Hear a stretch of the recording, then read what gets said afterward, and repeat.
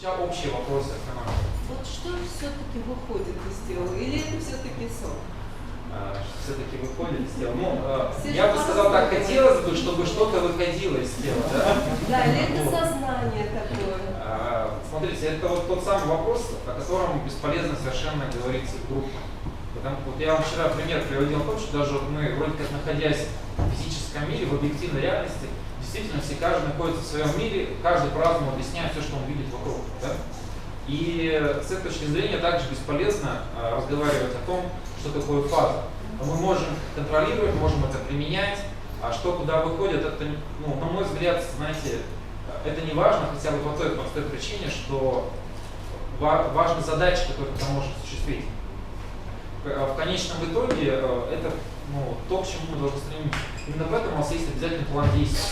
То есть я сразу же пытаюсь приучить не просто попадать туда зачем-то непонятно, да, а осуществлять какие-то цели. Они вначале примитивные, простые, потом они усложняются.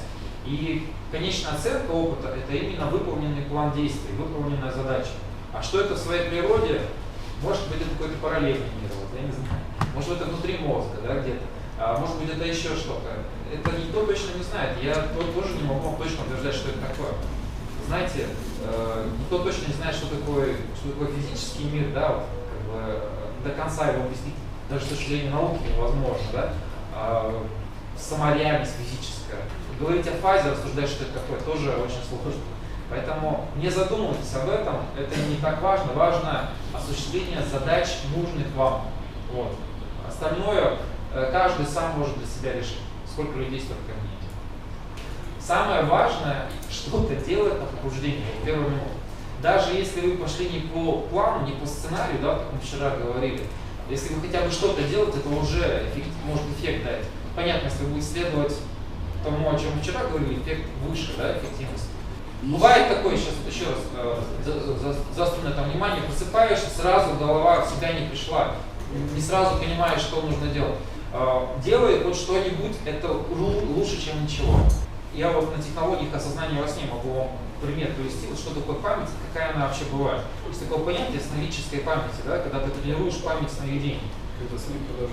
Когда ты помнишь их больше. Потому что обычно мы помним около 5-10% снов. Тренируется очень просто, ты сразу, там много технологий, самая простая, элементарная, чтобы не заморачиваться. Утром встаешь и вспоминаешь все, что тебе снилось за ночь. Но даже вначале кажется, что ничего не снится, 1-2 сна всему вспомнишь. Потом вечером еще перед сном вспоминаешь. Спишь, на следующий день ты, как правило, еще больше их вспомнишь. Вечером закрепляешь. Так, через неделю, через 2 ты будешь утром вспоминать там десятки снов. И развивается вот эта вот память определенная, помнить то, что обычно ты не помнишь. И в итоге ты приводишь к тому, что снов становится больше, они становятся красочнее, и потом сознание включается. То есть это одна из основных техник научиться осознавать себя во сне, это просто всего лишь вспоминать свои сны. Лучше, наверное, записывать. Ну, да, потому что иначе заново забываешь очень быстро. Есть еще такой момент, ты просыпаешься, среди ночи после сна сразу записал там ключевые какие-то слова, чтобы потом его вспомнил. Так вообще еще больше развиваться. Но я вначале примитивно такой способ рассказал. А вот если человек не досыпает, то есть если мало спит человек, то есть у меня вот сейчас пока не досып идет последний год, а из-за этого мне трудно попасть в фазу. Да, и да, есть такая проблема. Одна из, наверное, основных. Я не зря советую всегда, что, ну, допустим, если вы приходите к практике фазы, и там осознанный день, интересный путешествие, как угодно это называйте, если у вас нарушен режим, вы плохо мало спите, я очень настоятельно вам советую вначале не выспаться, а режим свой восстановить и сон. Это касается вообще не только практики фазы, на мой взгляд, это относится вообще ко всему жизни. Человек приходит, говорит, я сплю там 10-12 часов, например. Я знаю, что с этим человеком никаких проблем не будет, он в фазу будет попадать легко и просто.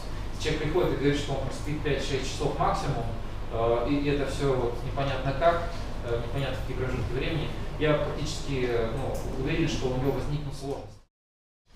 Первая наша задача, самое главное, обсудить то, что вы сегодня пробовали, получилось, не получилось, неважно, ваши попытки. После этого у нас будет перерыв. После перерыва мы обсудим с вами вот как раз углубление, удержание, получение информации подробно. Потом будет еще перерыв, после перерыва будет практическая часть. Мы еще отработаем некие техники, добавим самый важный элемент. Ваш алгоритм будет немножко отличаться к завтрашнему дню. И поэтому сейчас мы с вами начинаем с обсуждения ваших попыток. Как мы будем поступать? Я вам вчера говорил, что много лет я делал очень серьезную ошибку и отдавал людям знания, я сам помогал им обсуждать, находил ошибки. И в итоге, я помню, была ситуация, у нас был съезд практиков в Крыму, в Балаклаве лет 5 назад. Тут вдруг мне пришел в голову спросить самих людей. Никто не смог ответить. Были преподаватели, человек 6. Я их спросил, выяснилось, что даже преподаватели были не способны ответить. Оказалось, что все то время я вот тем, что я всегда сам помогал людям находить ошибки, я их делал зависимыми от себя и совершенно не учил думать. С тех пор я очень сильно изменил свой подход, и последние годы главная оценка на втором и третьем занятии — это научить вас думать. Понимаете, вот те, кто делал попытки, неважно, получилось, не получилось, но вы сегодня пробовали, вот честно пробовали. Ага, хорошо. А теперь поднимите руки те, кто хотел бы обсудить ваши попытки. Неважно, получилось или нет, но вы хотели бы поговорить. Ага. Юлия, как? И Андрей. И Андрей. Смотрите, Андрей преподаватель, Юлия ученик. Андрей расспрашивает Юлию и помогает ей разобраться в их действиях. Если не получается, уже подключаемся вместе. Но мне вообще снилось, что мы находимся в том же зале и выполняем эти все техники, которые мы вчера тренировали, делаем попытки. И тут я поняла, что в принципе комната, она не совсем та, с которой мы занимались. И я подумала, так, ну я, значит, сплю. Андрей, когда человек понимает, что он спит, это уже это что, как это называется? Ну, он уже осознанный. То есть это фаза или нет? Это уже да. То есть как только вы во сне поняли, это сон, это уже не сон, это фаза. Да. Дальше. Да. И я стала искать зеркало, но зеркала в комнате не было. То есть я сразу поняла, какое было найти зеркало. Вот. Но тем не менее был стол, на нем была стеклянная поверхность, я посмотрела, то есть увидела свое отражение, все нормально. Потом дальше я подумала, как надо что-то съесть. Я нашла вазу с черешней, съела эту ягодку. Где вы ее нашли?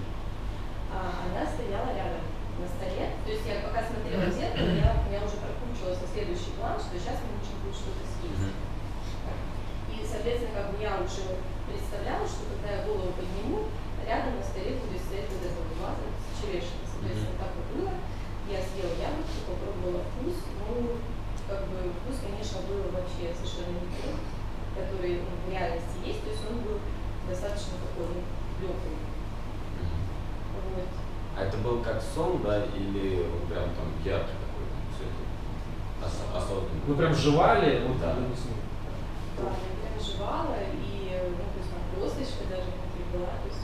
А потом ты как раз, когда увидела стол, отражение свое, да, а что ты увидела? Там отражение все-таки или что-то еще, что было на этом стеклянном столе? Я увидела свое отражение, да, то есть как бы вот... Оно обычное, как вот сейчас, то есть настоящее отражение? Ну, в принципе, да. То есть, может быть, была там немножко другая прическа, там какая-то одежда, но как бы ничего странного я не заметила. То есть тебя же получается, и дальше получается, что было? Да.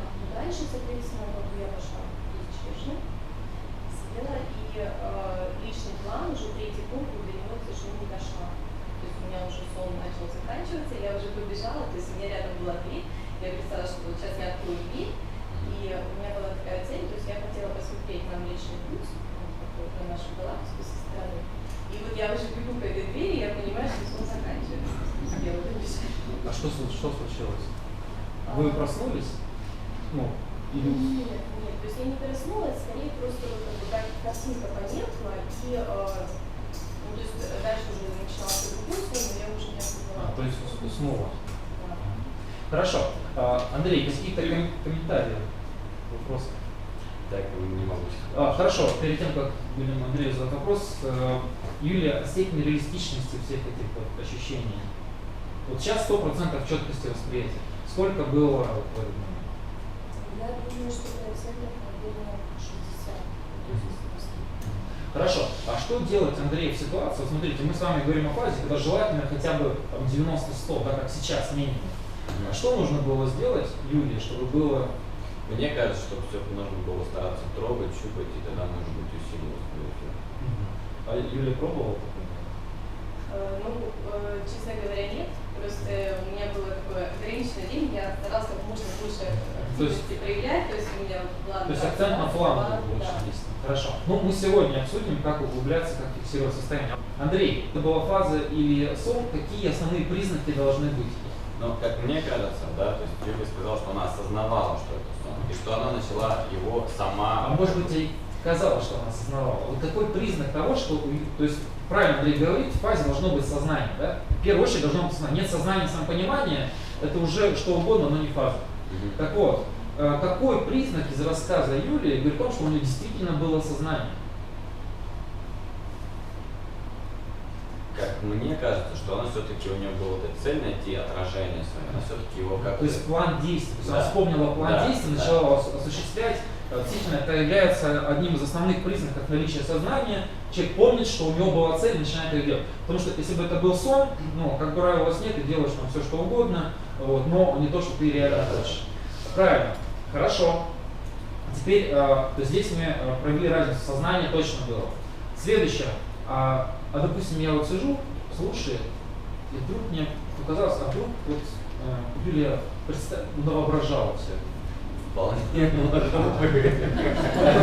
не навоображала, не сочиняла сейчас, а может быть, ей там что-то показалось. Что еще должно быть в фазе? Или Мне не кажется, должно? должно чувствовать, что как бы одно дело можно навоображать, а другое дело чувствовать своим организмом, да, вот, что что-то происходит. Хорошо, давайте по-другому перефразирую. Что не должно быть в фазе? Находясь в фазе, что не должно быть? Юлия, может быть, сама предположит. И это по этим вопросам можем понять фазу, не фазу. Вот чего не должно быть в фазе? Да, абсолютно верно Игорь отметил, что находясь в фазе, чтобы понять, вот воображаешь ты не воображаешь, главный признак, ну, если ты воображаешь, у меня очень яркое воображение, могу все что угодно представить, вообразить, я там лечу, что-то там хожу. Но это воображение, во-первых, по той простой причине, что я все равно чувствую, что я на стуле сижу. Почему фаза пугает людей? Ну, одна из причин, человек где-то ходит и понимает, что он не контактирует через секунду свое тело, он помнит, что вообще-то тело где-то лежит, он никак его не чувствует, ему страшно, вдруг что-то случится. То есть, ну, не обязательно такой страх, но смысл в том, что тело мы не чувствуем. То есть какой вопрос мы должны задать Юлии?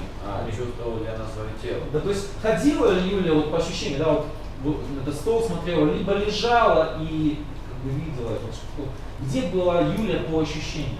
По ощущениям, вот в том пространстве, где я отсутствую. То есть по ощущению там ходила, вот, то есть себя не чувствовала, ну, спящей кровати. Хорошо. То есть это одни из основных признаков того, что ты находишься в фазе. Есть сознание, мы вычислили по плану действий. И вот вопрос, чувствовали тело или нет. Юлия говорит, что нет, она по ощущениям ходила там. И еще тоже, если как подсказка, можно представить все что угодно, но фазу представить невозможно. То есть, допустим, у меня очень яркое воображение, я могу представить, что я хожу, летаю и так далее. Это будет очень ярко, реалистично, но это не фаза. Фазу представить невозможно. То есть, это слишком реалистичные переживания, слишком поглощаешь, ты не можешь их вообразить. То есть это так наперед вам личный совет. Я делала еще попытки, то есть уже с утра, ну вот именно непрямыми методами, но уже не особо у меня получилось. То есть у меня в конце уже получилось добиться такого, что вот какие-то были измененные ощущения в теле, то есть я перестала чувствовать тело, лежащее на кровати, оно как будто куда-то немножко приподнялось, но вот как я не старалась там встать, сидеть. Хорошо, Андрей, что делать в той ситуации, допустим, Юлия делала какую-то технику, вдруг почувствовала, что вроде как чуть-чуть взлетела, да? Что, а дальше не получается, да, долететь? Вот, что сделать в такой ситуации? Я попробовал либо поменять направление, то есть можно закрутиться, либо... То есть закрутиться вот здесь или вот взлететь? Да, можно и всякую чему. Ну, лучше взлетев. То есть, когда уже разместились, до предела дошли, в этом положении повернитесь, как правило, связь сразу же обрывается. Хорошо, давайте теперь допрашиваем Юлию. Поставил будильник на 7, да, проснулся, встал, смог встать, пошел специально поел немножечко, попил и пошел спать. У меня было ощущение, что все-таки я не сплю, да, хотя периодически я вроде засыпал. То есть правильно понимаешь, что попыток не было? Ну, как бы вот как бы у меня базовая была попытка, да, как бы изначально. Юля, какие советы Андрея вот завтрашнему дню? Ну, первый совет, который бы я дала, возможно, стоит уменьшить вот это вот время, то есть будильник, когда завели в 7 часов, возможно, поменьше сделать время, вот когда ходите, чтобы была возможность все-таки заснуть. Ага, то есть первый совет, абсолютно верно, если вы не засыпаете после будильника, сократите промежуток бодрствования, то есть сделайте его меньше. То есть там, допустим, было минут 10, да, 15 даже. Минут, когда вот я в бодрствовании, ну где-то минуты 4 было на самом деле. И я себя раскрутил сам в том моменте, что Вот сейчас было, да? Сейчас продолжим. Что еще Юлия посоветует? Вот, нам нужно добиться полноценных засыпаний и пробуждений. Вот, если не полноценное, то и эффект полноценный. Может быть, вместе что еще можно посоветовать? Я бы посоветовал будильник перевести пораньше, потому что 7 часов, возможно, вы выспались и уже не хотели спать. Ну, один из советов, смотрите, если вы не засыпаете, вот продолжение Юлиного совета, сократить промежуток бодрствования, также можно сократить немного промежуток сна, вот этого первого. Что еще? Немножко расслабиться и Да, уменьшить здесь значимость вот, цели. так, да, Мне кажется, так, да. так уже мотивации у него было много, он из этого заснуть не мог. Андрей, знаем, что завтра могут быть проблемы с повторным засыпанием. Исходя из этого, чтобы нам по максимуму сделать попыток во время занятий, имеет смысл сфокусироваться на попытках ночных. То есть до будильника, думать о том, что если я проснусь до будильника, тоже пробовать. Вообще желательно просто выспаться, но если мы видим такую ситуацию, можно сделать исключение. У нас, в принципе, можно было пробовать, но не акцентировать на это внимание. Тогда вопрос следующий, да, вот если я просыпаюсь до 6 часов, например, 3 часа ночи, да, мне нужно вставать или просто вот я проснулся и сразу начинаю работать? Сразу начинаем делать. То есть будильник, он нужен в том случае, если мы хотим применить ложный метод. Вот если проснулся и открыл глаза, после открытия глаз, имеет смысл пробовать? Или Конечно, лучше да, засыпать? закрыли и пробуем. То же самое, чтобы проснулись, нечаянное движение сделали, ничего страшного, мир не рухнул, остановились и делаем попытку. Равиля и Андрей еще раз. Андрей, преподаватель сначала, помогает Равиле разобрать. Минут 5 я походила, посмотрела, там мне домашние отсылают, я их посмотрела, то есть я отошла от сна полностью, как будто я бодрствовала, ну, в смысле, вот вообще не спать не хотелось. Все, я легла, и в этот же момент я стала делать. И Не засыпая. Не засыпая. И сразу я почувствовала, что я иду как к зеркалу. А что вы делали? Что вы начали делать? Я пошла. Вы стали представлять, что идете к зеркалу? Да, я иду.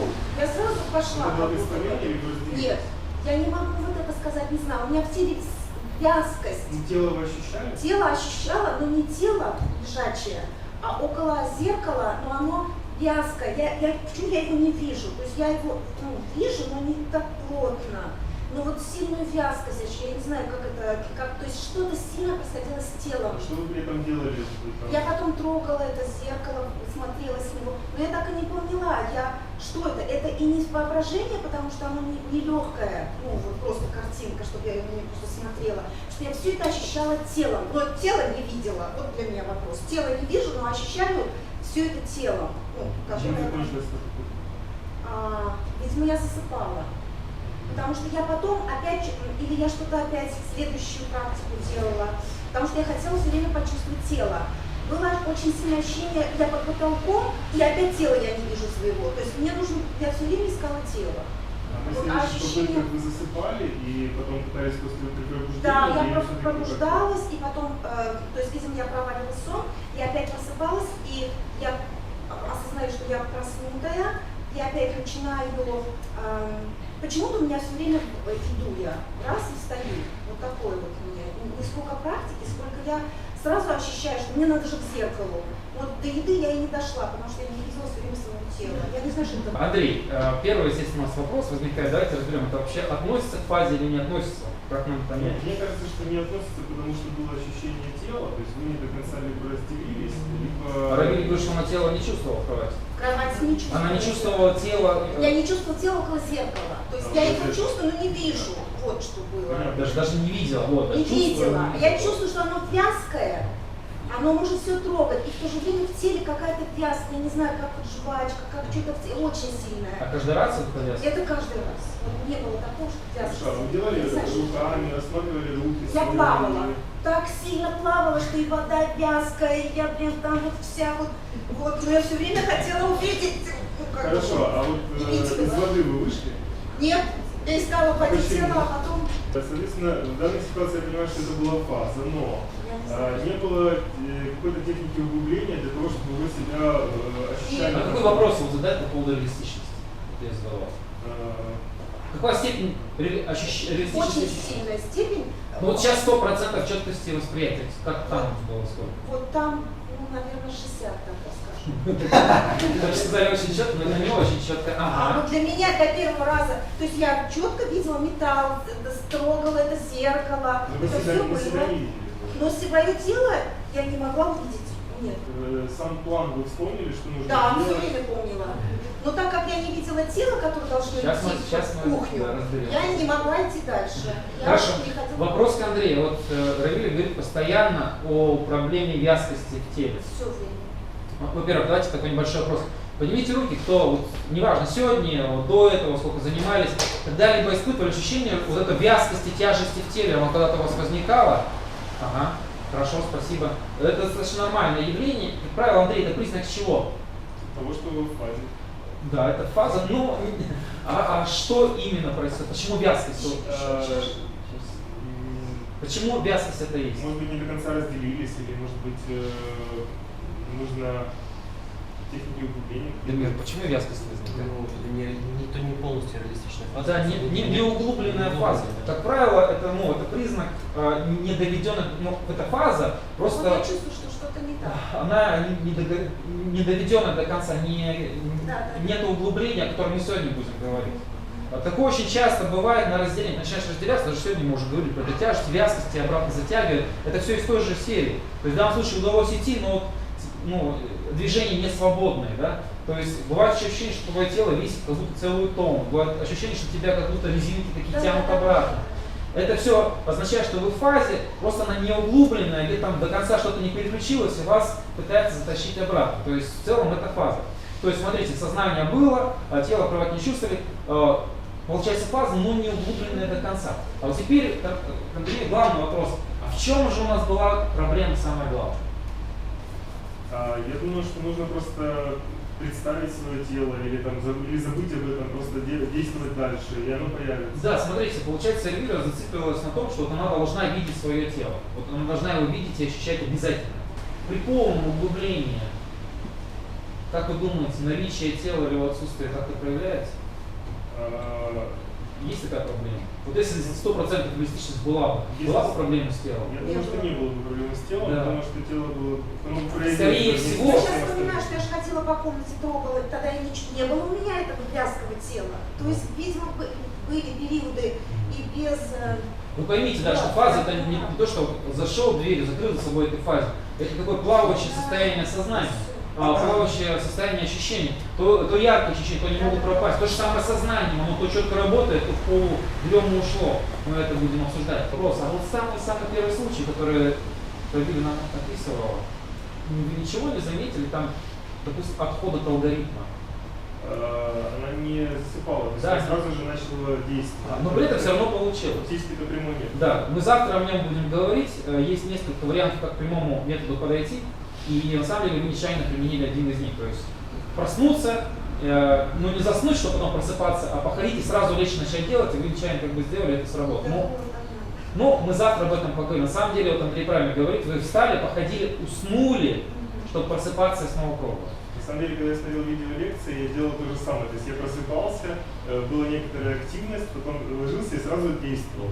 И через несколько дней у меня все получилось именно прямым методом. Люди рассказывают на третьем занятии, после второй ночи, типичная история, человек просыпается, до этого он слушал, как у других получалось, у него ничего не получалось все это время, и вот он просыпается, и последняя попытка, вот уже знает, уже время к обеду, уже как бы больше не уснет, он проснулся, ничего не получалось, все это время думаю, да как же так, что же я там, все могут, я не могу, сейчас возьму и точно сделаю, вот прямо вот сейчас возьму и сделаю. И берет и делает, как правило, сразу же разделяется на всяких техник. То есть вот это вот желание сейчас возьму и сделаю, я вчера об этом говорил, оно действительно является определяющим. Уверенно, сейчас возьму и сделаю, прямо сейчас. Не то, что я попробую, а я должен сейчас взять и сделать. Когда вы просыпаетесь в фазе, а вы практически всегда в ней просыпаетесь, ваш эмоциональный фон является решающим фактором. Андрей, ну скажите, как вы ложился я спать где-то пол-2 ночи с намерением проснуться, завел будильник на 6 утра, уснул, хорошо поспал, но проснулся я в 5 утра. И сразу же думаю, так, я проснулся до будильника, надо попробовать. Начинаю пробовать, иду, представляю себя возле зеркала, начинаю там смотреть в зеркало, пытаюсь ощупывать зеркало, и вижу в отражении зеркала какой-то скелет, какой-то, ну, какие-то руки мумифицированные. Испугался и проснулся. Думаю, так, что-то интересное было, но А ты что-то не то. осознавал в этот момент, что ты спишь, что ты Ну, я полностью осознавал, что должен быть план действия, я не ощущал тело, и все, я просто испугался того, что Ну, ты знал, что ты происходило. спишь? Да. Ты знал, что это ты, и увидел это в зеркале? Ну, я не знал, что, то есть я испугался от того, что, возможно, это я в зеркале. Вот. Я проснулся, посмотрел на часы, было 5 утра, отключил будильник на 6, купил воды, 5 минут буквально, и уже лег конкретно с намерением дальше просыпаться и ходить в фабрику. Всего попыток у меня было где-то 6-7. Из них было 2-3 попытки, которые ну, почти начинались успешно, но внезапно заканчивались. И одна из попыток была полностью успешной. Я подошел к зеркалу, начинал его ощупывать, пытался увидеть себя в отражении, но было... Ну, это прямо с начала попытки. Да, вот проснулся и... сразу представляю возле зеркала в этот момент. И размытое изображение в зеркале, ну, похоже на меня, но непонятно, кто именно. И тут раз появляется подруга и начинает со мной разговаривать. Я говорю так, слушай, дорогая, я здесь тут в фазу попал, мне нужно пойти покушать, значит, давай поговорим потом. Иду на кухню, делаю себе протеиновый коктейль.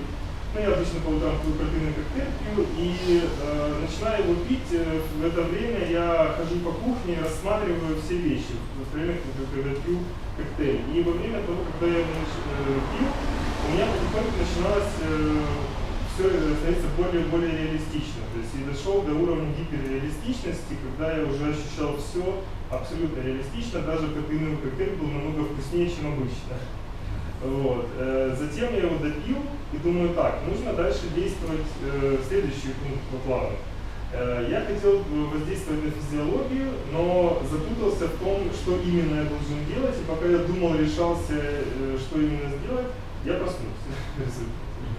Дальше после этого еще несколько было попыток, которые были не очень успешные, но я заметил, что в этот раз я пробовал, независимо от того, проснулся с закрытыми глазами или открытыми, пошевелился, не пошевелился, мне еще дождь мешал, и гром гремел, беруш у меня не было, в итоге я под подушку залез, чтобы меньше слышать звуков, и в принципе все получилось. Андрей, а в какой момент зеркало появилось? Сколько по времени прошло? Долго?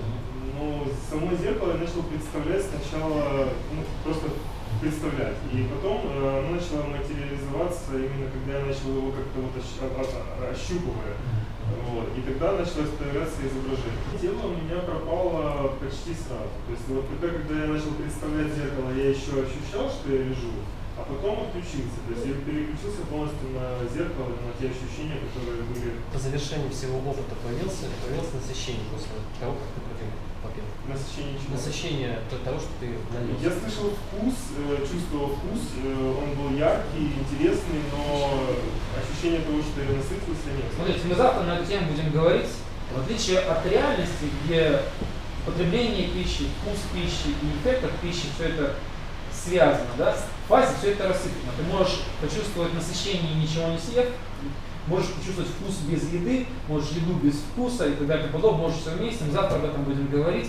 Там это все рассыпано, и только по привычке может быть связано, а может быть не связано. То есть можно насыщение получить, ничего и не съев. Но это отдельная тема для разговора. Игорь и Ирина. Игорь сначала преподаватель и помогает Ирине разобрать ее попытки. Ну, Ирина, расскажите, как вы делали? По алгоритму, с самого начала, с того момента, когда поставили будильник, проснулись, что вы делали? Так и делала, я легла в час, легла в 6. Да. Намерением, что если вдруг я проснусь раньше, я буду сразу делать. Да. Знаки получила 4:30, причем я так ясно проснулась, на часы 4:30. Я сразу, значит, закрыла глаза, начала делать. Но вот я, там, скажем, как шла искать зеркало. А что вы начали делать? Как вы делали? Как вы пошли искать зеркало? Ну, я не представила, где он вообще находится. То есть, из стороны я как бы, не знаю, как не так, то есть я как-то сумела это сделать. То есть вы себя представили перед зеркалом, или вы представили, где находится зеркало, и представили, как Да. вы пошли? То есть я пошла туда. То есть Начали представлять, что идете к зеркалу. Да, иду, и когда начинаю его там ощупывать, но я почему-то там себя не видела. То есть я просто я чувствовала, что я стою у зеркала, но То есть вы чувствуете, что стоите у у зеркала? меня в какой-то момент были мысли, там что-то, я не знаю, то есть они, такое ощущение, что я что-то такое как бы неправильно делала, потому что больше себя там не видела. Ну, даже, Не видели себя в отражении? да, в зеркале я себя не видела. А что-то вы видели? Вы видели зеркало, или у вас было... Зеркало я видела, но в зеркале я себя не видела. Хорошо, а по ощущениям? Вы были в кровати или вы были полностью перед зеркалом? Тело ощущали лежащее в Да, кровати? да. Вы Вот это ощущали в меня и кровати смущало, тело? что да, я вот ощущала себя как в кровати. Ага. И мне- Но частично ощущали себя и стоящим возле зеркала. Да. Хорошо. Вот где-то мне казалось, что это все придумала. Сейчас нам Игорь все расскажет. Дальше. Дальше.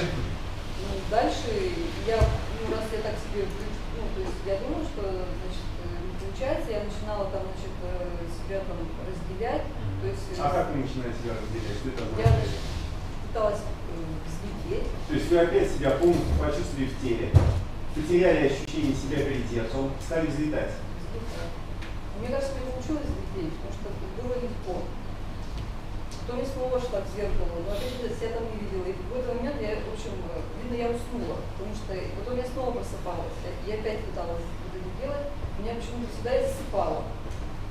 Я не доходила там, скажем, до еды, но я ходила по мне казалось, что я ходила, что-то там трогала, но... То есть вам казалось, или вы ходили, все-таки было ощущение тела на кровати? Ну, может, 50 на 50. Ты как ты думаешь, почему я вот сейчас принес стакан с водой? Можешь, Конечно. можешь объяснить Ирине, что происходило с Ириной? Значит, с Ириной происходило, я вам не сказал, что это не полное разделение, вы не вжились окончательно в технике, которую вы делали. Как говорил вчера Михаил, на примере, техники должны быть, вы должны вживаться в технику для того, чтобы вот у вас ощущения, они переливались. То, что у вас получилось, вот, вы перелились на 50%. То есть вроде бы как и стоите, да, что-то чувствуете, вроде как и лежите. То есть абсолютно правильно Игорь сейчас пока, что что нужно было сделать, Игорь? Нужно было оставить избыточно анализ ситуации, продолжать более активно ощупывать зеркало и вживаться в техники с целью «я сделаю это прямо сейчас».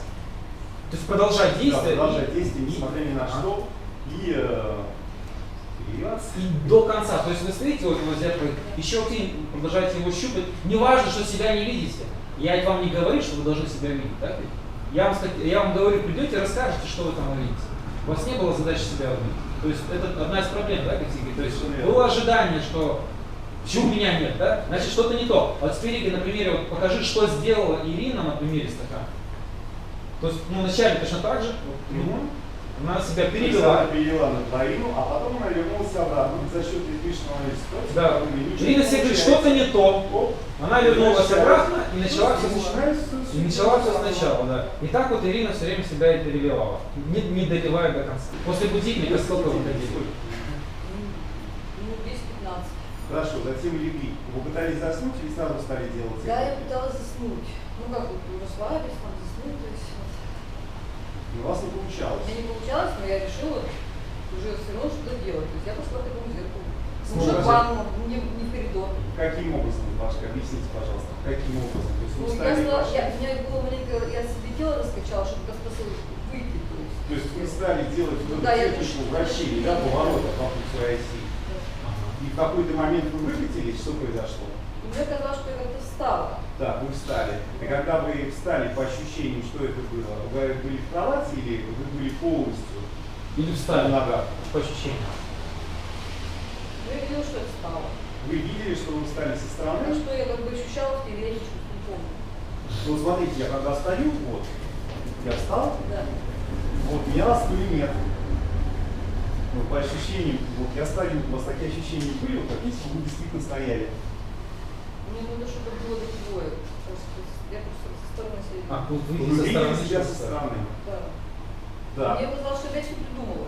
да. Каждый раз это было, каждый раз. А тело в кровати вы в этом при этом Ну, оно чувствовали? легче.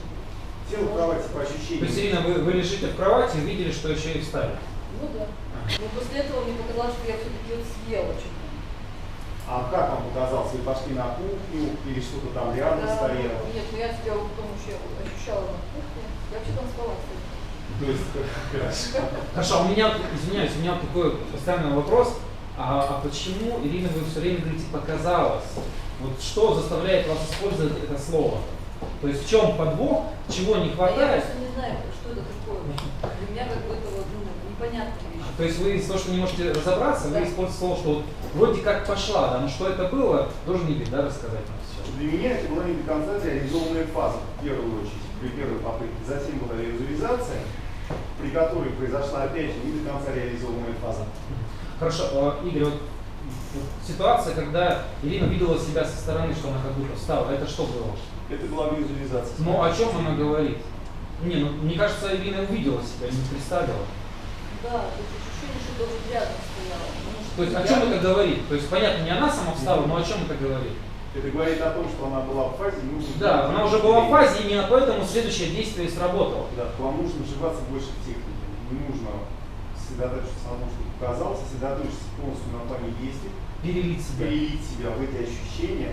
То есть сосредоточиться на тех ощущениях, которые у вас вот в этом теле, которые стоят перед зеркалом, которые чувствуют. Теперь, Ирина, помогите Игорю разобраться. Значит, я лег спать в 2 часа ночи, встал в 7:45 по будильнику, до 8:10 я бодрствовал, затем в 8:10 я лег спать.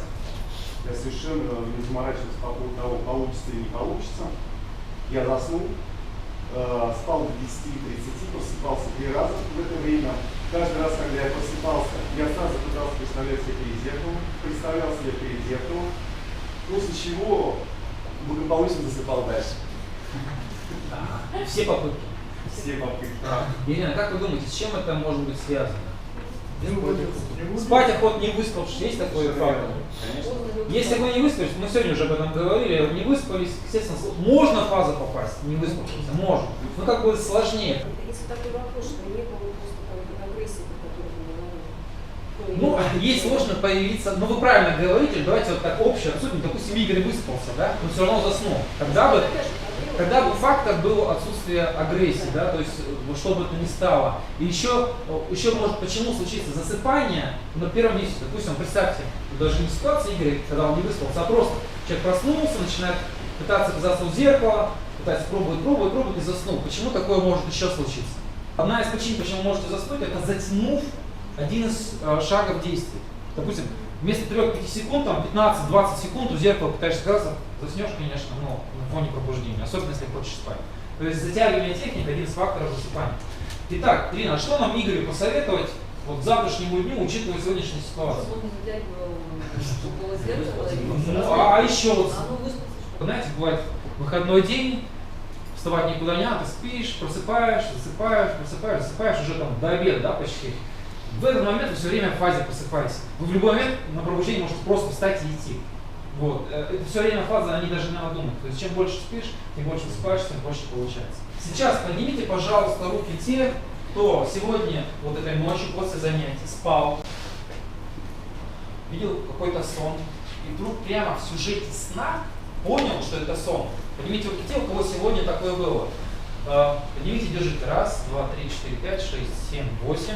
Это вне программы, то, что я предупреждал, оно может само по себе происходить, но это тоже считается фаза, и план действия мы должны выполнять, если вы осознали себя во сне. Что у нас должно быть первое на пробуждении, какое действие? Зеркало. Первая наша задача была проснуться, сразу оказаться у зеркала. Еще раз предупреждаю, что не нужно всю жизнь в практике фазе сразу же оказываться возле зеркала. Это у нас такой план. Вы потом поменяете, и любая личная задача будет вместо зеркала. Поднимите руки те, кто проснулся и сразу же смог у зеркала оказаться. Поднимите руки те, у кого получилось. 1, 2, 3, 4, 5, 6, 7, 8, 9, 10. Поднимите руки те, у кого получалось сразу разделиться. То есть сразу встать, сразу взлететь и так далее. На повторном не считается? На повторном не считается. Что делать, если вы оказались в параличе, это тоже фаза. И как разделиться в этой ситуации? Ну, если вы не испугались, конечно, потому что многие в параличе пугаются никакой фазы и так далее. На самом деле можно разделиться.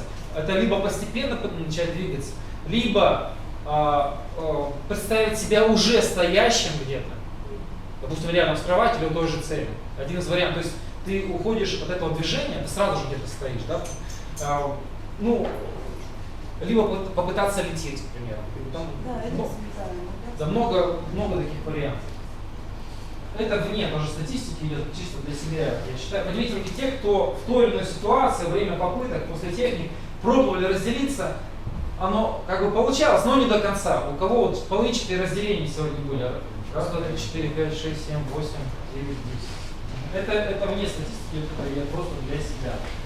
Для преподавателей хочу сказать, что это половинчатое разделение, когда спрашиваешь, сколько их было, как правило, является абсолютно четким показателем эффективности этого занятия. То есть чем больше половинчатых разделений, тем, как правило, больше остальных результатов. Если у вас половинчатые разделения были, то есть вы начали движение, до конца не получается, вы уже в фазе. Проблема в том, что в фазу не попали, не смогли разделиться по той или иной причине. Упирайтесь, меняйте вектор направления, либо возвращайтесь к технике, которая работала, и снова пробуйте разделяться. Поднимите руки те, кто пробовал вращение, технику вращения. Неважно, получилось или нет, но вы пробовали раскрутиться. Мало кто пробовал, техника одна из базовых, пробуйте, спасибо. Поднимите руки те, у кого получилось закрутиться, то есть вращение началось. Несмотря на то, что это фаза, мы ее не считаем. То есть мы здесь записываем только те случаи, когда вы хотя бы встали. Да? Очень сильно увеличит эффективность, если перед тем, как вы проснулись, перед тем, как что-то вообще пробовать, представьте, что вы на 180 градусов перевернули. Допустим, проснулись вы на спине. Представьте, что вы лежите на животе и в этом положении начинаете делать технику. Эффективность сразу же возрастает. Кто пробовал технику плавания, плыть, поднимите руки. Кто вдруг поплыл где-то? Визуализацию рук. Кто пробовал руки видеть? У кого руки появились или вы почувствовали? Ну, вот сейчас я воображаю, да, что руки тру. Очень ярко воображаю, я даже вижу и так далее. А вот сейчас я их тру, да? И это есть разница в любом случае, какого бы яркого воображения у тебя не было. И когда я говорю, вы должны были почувствовать и услышать, вы должны были вот так вот. Оно вот так было, вы их реально чувствовали? Вот, как бы я про это и спрашиваю. Ты не видишь ощущения себя. Вы можете их видеть, может не видеть, может только чувствовать. Может, да, вы их можете даже просто слышать, но не видите или не чувствуете, неважно. Любое из этих проявлений, при том, что вы в фазе, в следующий раз просто встали, не надо ничем, никакой ни разделения, ни техники. Руки есть, встали и пошли. Все, вы уже в фазе. Вы можете только усложнять весь процесс, и этим самым, на самом деле, вы все и занимаетесь. Да, Я постоянно как бы вынужден бороться с тем, что вы сами все себе усложняете. Почему? Помните, я с самого начала вам вчера сказал, что у вас стереотип, ожидание, это что-то сложное. И зачастую вы просто не готовы к тому, что это делается вот так. У вас оно само вот так получается, вы сами, нет, это что-то не то, это не может быть, должно быть по-другому, сложнее и так далее и тому подобное, и сами все пользуются. Часто меня в этом обвиняют, что я преувеличиваю простоту этого явления и так далее. Это действительно просто. Сложно, это когда вы делаете кучу ошибок. Знаете, и зачастую люди просто на это не обращают внимания. Как-то пару месяцев назад там зашел на форум, там ветка, где люди описывают свой первый опыт, и прочитал такой интересный отзыв человека. Он пишет, вот я там тоже пробовал, у меня ничего не получалось, а потом говорит, я, ребят, нашел лучший способ, как это сделать. То есть сделайте все так, как я это сделал, у вас тоже будет получаться. Я говорю, просто открыл учебник, вот это краткая инструкция, и открыл, где перечислены ошибки. Я говорю, их открыл, и там из 16 10 ошибок у меня были. Я просто их исправил, у меня сразу же все получилось. То есть человек часто говорит, я все пробовал, у меня не получается. Как правило, это весь спектр всех возможных ошибок. Их надо просто исправить, и все действительно станет элементарно. Углубление. Поднимите руки те, кто пробовал, представить ходящими себя по комнате, все трогающими и так далее. Поднимите руки. Ага. Кто смог перелить себя входящими по комнате? Кто смог оказаться? Сейчас. Смотрите, если вы спали до фазы и засыпаете после фазы, память, это касается не фазы, это вообще касается памяти человека, вы можете проснуться, что-то сделать, если сразу ложишься, то это стирается с памяти. То же самое с фазой. Если вы уснули после нее, то может стереться вспоминание. Очень часто люди говорят, я помню, я же был в фазе, было реалистично, а приходят сюда и говорят, был ли я вообще в фазе? А что это вообще было? Именно потому, что потом уснули. А опыты, почему опыты во время дневного сна, как правило, самые яркие? Потому что сон короткий, фазу попадаешь, как правило, после этого ты не спишь, сохраняется сознание. Теперь ключевой для меня вопрос перед перерывом. которому лично я оцениваю эффективность занятий. Поднимите руки те, кто так или иначе минимум одну задачу, заранее поставленную, выполнил. То есть зеркало, либо поесть, либо лично. Так, у нас с вами на теоретический блок 3 основных темы. Первое, мы обсуждаем углубление. Углубление как уже фиксация состояния, потом будет удержание, потом будет большая тема, больше всего времени потратим на получение информации. Как из фазы, почему, откуда, что и так далее и тому подобное. Потом у нас будет перерыв. После перерыва лежа мы закрепим еще один элемент непрямого метода, очень важный, который увеличит эффективность вашего будущего в разы. Итак, первая наша задача – это углубление фазы. То есть здесь уже не как вход в фазу, а как вот фиксация состояний. При этом, пока мы будем обсуждать углубление как технику фиксации состояний, вы лучше поймете углубление как вход в фазу. То есть это на самом деле одно и то же. Сейчас я объясню, в чем разница. Изначально многие неправильно видят картину мира. Многие думают, что вот есть бодрствование, есть фаза, есть что еще у нас? Сон, да? И многие смотрят на картину мира вот таким образом, что вот есть 3 разных состояния, в которые ты можешь попасть. Вот, либо ты в бодрствовании, либо ты в фазе, либо ты во сне. Это очень неверное представление, из-за которого сложно вообще подойти к феномену и тому, что с вами в реальности происходит. В действительности существует шкала состояний, и она одна. И все это является различными состояниями нашего сознания, нашей физиологии. И это не какие-то фиксированные состояния. Допустим, бодрствование – это целый спектр состояний, под которым мы подразумеваем бодрствование. Вот, допустим, вы проснулись, вот лежите, уже вроде как проснулись, в полудреме лежите, это тоже считается бодрствованием. Да? Вы на тренировке где-то находитесь, на занятиях каких-то, вы тоже бодрствуете, такие активные. Вы сонные, уставшие, тоже бодрствование. Да? Где-то отдыхаете, с друзьями шампанское выпили, тоже бодрствование, а голова там по-другому работает. Да? То есть шкала состояний, под которой мы подразумеваем бодрствование. То же самое сон.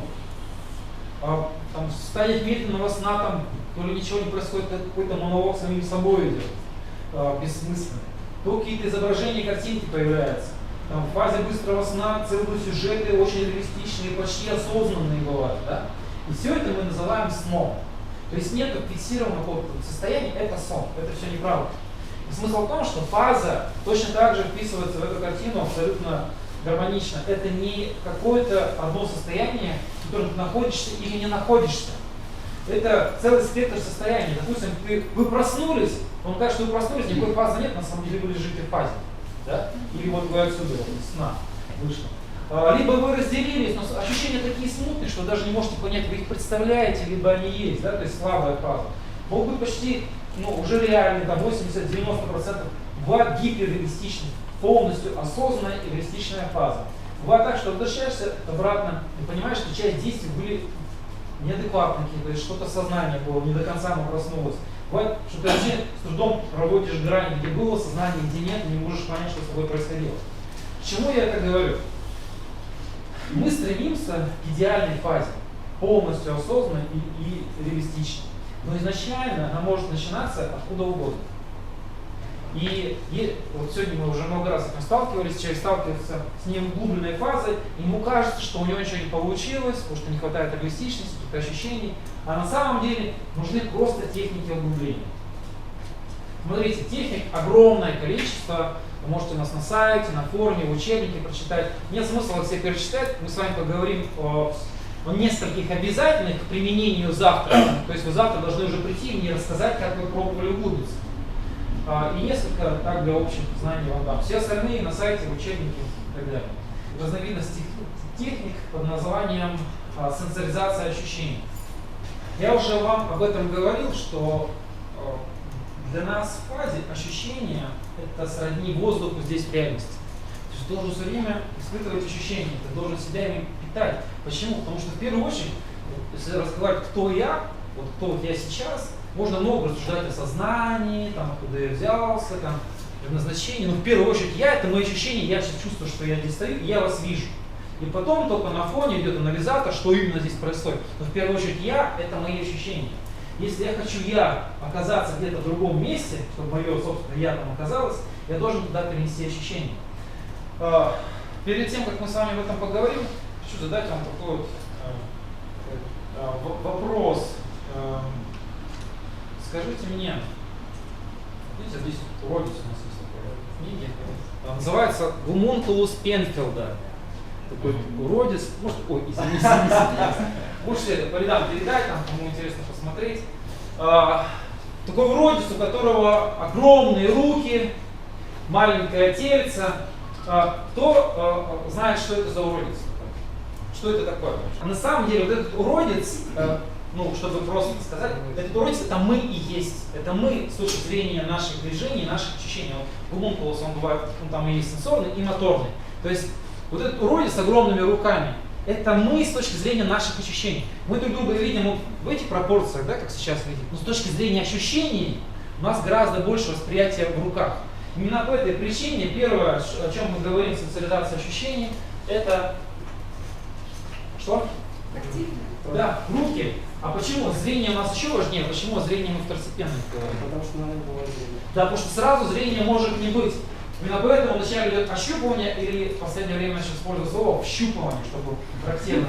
Главное не делать типичную ошибку и думать, что все это делается для галочки. Прикоснулся, вот я трогаю 1/3. Надо внимательно, буквально вщупываться ко всем предметам вокруг и пытаться их ощупать текстуру, то есть мелкие детали. То есть ты можешь руки трогать, ты можешь там свои ноги трогать, можешь мелкие детали. Идешь, причем, внимание, углубление осуществляется по пути плана действия. Допустим, я иду к зеркалу, пока я иду к зеркалу, я трогаю стены, я трогаю руки, предметы какие-то хватаю, разглядываю. К самому зеркалу подхожу, разглядываю раму, мелкие детали на нем. Потом, если реалистичность все еще слабая, пока я иду на кухню что-то съесть, тоже обои разглядываю, там мелкие предметы, ко всему вокруг щупаешься, пытаешься все вокруг ощутить, питаешь себя этими эмоциями, загружаешься, переливаешь вот, из одного стакана в другой именно вот этим щупыванием. То есть, как правило, хватает несколько секунд, если зрения не было, оно появляется в этот момент. Если зрение есть, то мы сразу дальше идем, но как зрение создать, если его не было, кто знает? Допустим, вот я нахожусь в фазе, я могу все натрогать, я прям чувствую, что я стою, я могу ощупать все предметы вокруг, подносим руки к глазам или любой какой-то предмет, не открывая глаза, пытаемся разглядеть, допустим, руки. Правило, через несколько секунд они начинают проявляться, ты видишь все вокруг себя. Главное не открывать глаза, потому что в неглубокой фазе открытие глаз приводит к тому, что вы можете открыть реальность. Поэтому аккуратно с открытием глаз. Поэтому можете их 100 раз закрыть, ни разу не открыть. Присматривание или всматривание. Да. Смотреть на руку вот так, это не углубление, скорее всего, будете так на нее смотреть, через несколько секунд вы будете лежать уже в кровати. А вот если разглядывать мелкие детали руки, да, с близкого расстояния, фокусировка для глаза, да, что все было смутно, тут же, как только ты начинаешь разглядывать, оно становится реалистичнее, прям четче. Как правило, хватает несколько секунд вокруг все поразглядывать. Опять же, по пути осуществления плана действий все трогаем, разглядываем, и реалистичность возрастает. Главное, мелкие детали объекта. И ни в коем случае не задерживаться долго. То же самое ощупывание. Если вы встали и замерли, да, трогаем одно место долго, это тоже равно расслаблению, вас выкинет. Вы прям меняетесь. То есть одно потрогаете, второе, третье, и также присматриваем. Увидели четко, следующий объект четко увидели. А не надо на одно место смотреть долго. Смотрите, чтобы не возвращало во время углубления, делайте его исключительно в процессе осуществления плана действий. И я раньше совершал эту ошибку, я и в учебнике писал, на семинаре, посмотрел видео семинар, тоже говорю, разделились, углубились, и только потом план действий. Это была ошибка. Надо углубляться в процессе плана действий, потому что часто люди, пока углублялись, фаза их заканчивалась. То есть завтра мне недостаточно ваших рассказов о том, как у вас получилось или не получилось. Если у вас получится, мне нужно будет услышать, как вы смогли добиться большей реалистичности. Попадаете в фазу, не хватает каких-то ощущений, допустим, зрение смутное. Что нужно сделать? Сфокусироваться, начать зрением рассматриваться. Не хватает телесных восприятий. Начали телом все трогать, и тело трогать, оно появилось. Все очень просто. Не хватает каких-то ощущений, обострите их, сфокусируйте внимание на них, и они тут же обострятся. То есть все это очень просто. Сейчас для общих знаний я вам перечислю какие-то другие техники, но вот это является обязательным в завтрашнем плане действий. Все должны не только попасть в фазу, но еще и углубиться и рассказать, как вы это сделали. Для общих познаний вам совершенно принципиально другие техники перечислю. Какие могут быть еще? Допустим, помните, мы говорили о том, что фаза может при отсутствии управления ею моделировать ожидания. А в углублении это очень четко можно использовать. Разделились, фокусируйте внимание на том, что вы где-то там в фазе находитесь, а вы физическим телом, в физической реальности находитесь. Ну, понятно, не стоя на месте, куда-то должны идти в этот момент. Вы фокусируете внимание, что вы идете в физическом мире физическим телом. То есть самообман такой происходит, ты фокусируешь внимание, что ты находишься в реальности, в реальном телом, физически. Фаза тут же становится реальной, она подыгрывает тебе. То есть, мы в реальности, хорошо, и ты получаешь эту реальность. Как-то на форуме я вычитал, сам не догадывался, просто на форум как-то захожу, смотрю, там люди в теме углубления описывают, допустим, попадаешь в фазу, находишь прибор углублятор, там с кнопочкой, нажимаешь эту кнопочку, там на руках кто носит, вот так, и фаза углубляется. Он себя тестирует? Это уже отдельный вопрос, но то, что, естественно, это может работать. То есть находишь углублятор, да, который нажимаешь кнопку, это работает. Существует технология углубления, там, Стивен Вабер, что читал про осознанное сновидение, популяризирует. Просто вращение, допустим, на одном месте, когда ты начинаешь вращаться. Усиление вибраций в фазе также приводит к углублению. На самом деле огромное количество техник существует, но принципиально, самое важное, это именно ваши ощущения. Не хватает ощущений, обострите их. То есть сделайте их реалистичными.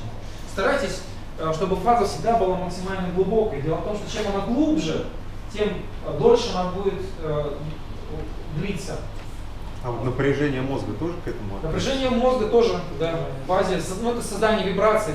Когда я сказал усиление и поддержание вибраций, техника их создания усиления, это напряжение мозга, да? Или безумственное напряжение. Жвачки в животе, с этим ходить. Да, но это уже удержание. Это удержание? Это уже удержание, да. И углубление тоже может быть. Удержание фазы, продление ее можно назвать. Сначала поговорим о том, сколько можно находиться в фазе. Тема шире, чем углубление, и она достаточно такая сложная с точки зрения вообще подхода к ней. Сразу хочу вам сказать, что оценивать время нахождения в фазе временем, то есть минутами и секундами, глубочайшее заблуждение, к которому вы можете прийти в своей практике. Не фокусируйтесь на том, сколько вы находитесь в фазе по минутам, секундам и так далее. Это бессмысленная, ничего не имеющая цель. Оценивать успешность нахождения в фазе нужно исключительно выполненностью плана действий. Сколько вы сделали нужных заранее определенных задач. Сколько это займет времени, это не важно. Важно то, что у вас есть цели, и вы их выполняете. Бессмысленная абстрактная цель, сколько секунд я там нахожусь, или сколько минут, она не имеет никакой реальной обоснованности. Цель удержания нужна для того, чтобы вы выполняли поставленные заранее задачи. По самому времени нахождения в фазе это очень индивидуально. Есть люди, которые сражаются с удержанием, их очень быстро всегда из фазы возвращают.